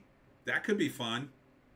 If they're actually the characters and not super woke, gender swapped, race swapped, nonsense, sure, that could work.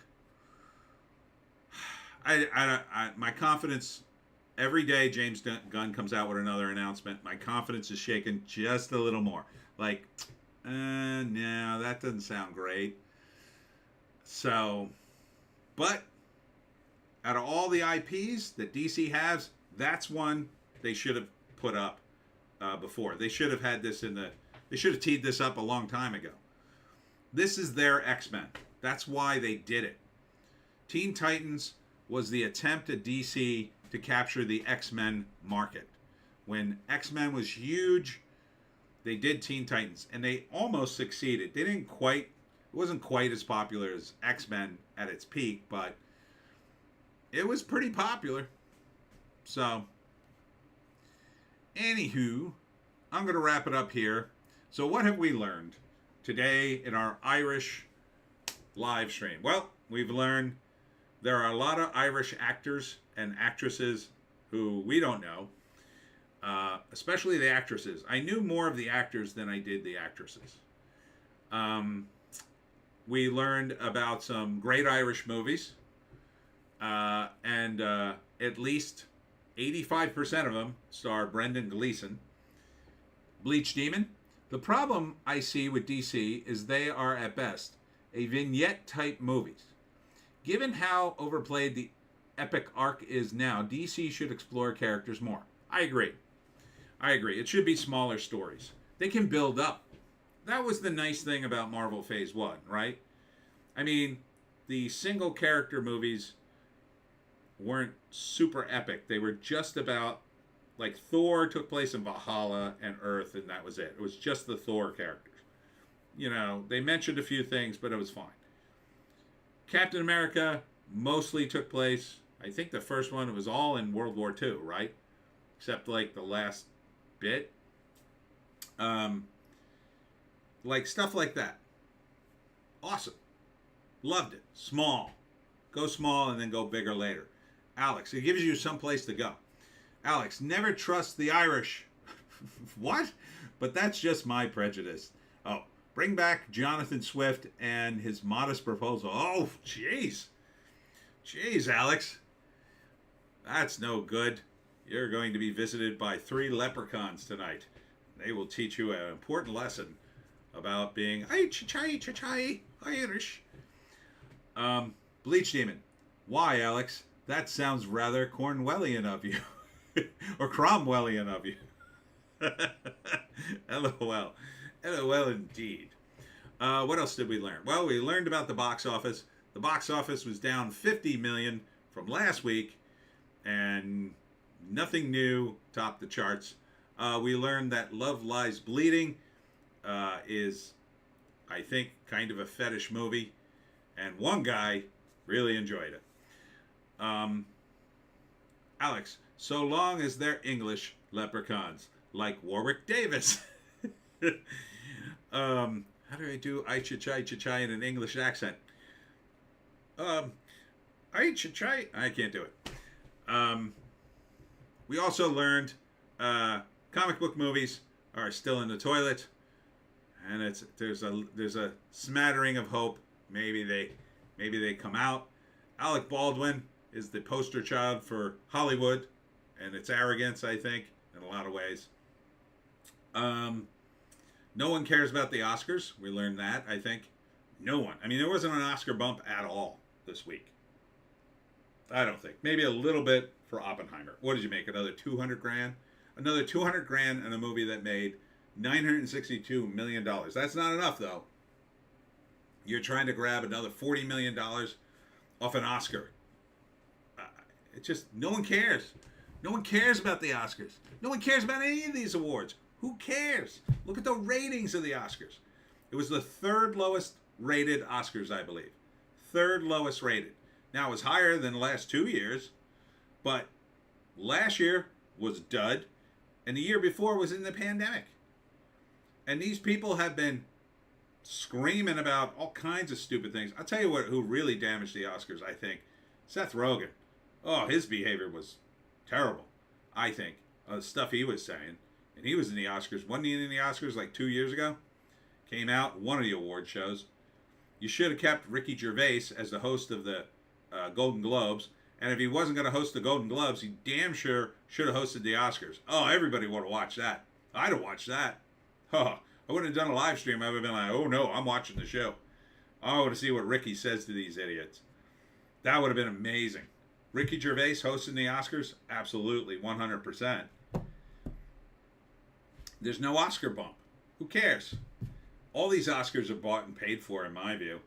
They used to lobby hard for Oscars. When I was getting Variety during Oscar season, it would be ad after ad after ad lobbying for... They had screenings all over LA but back then, before they changed the rules, everybody in the Academy got to go. Everybody in the Screen Actors Guild, I think, and they were all in the Academy, right?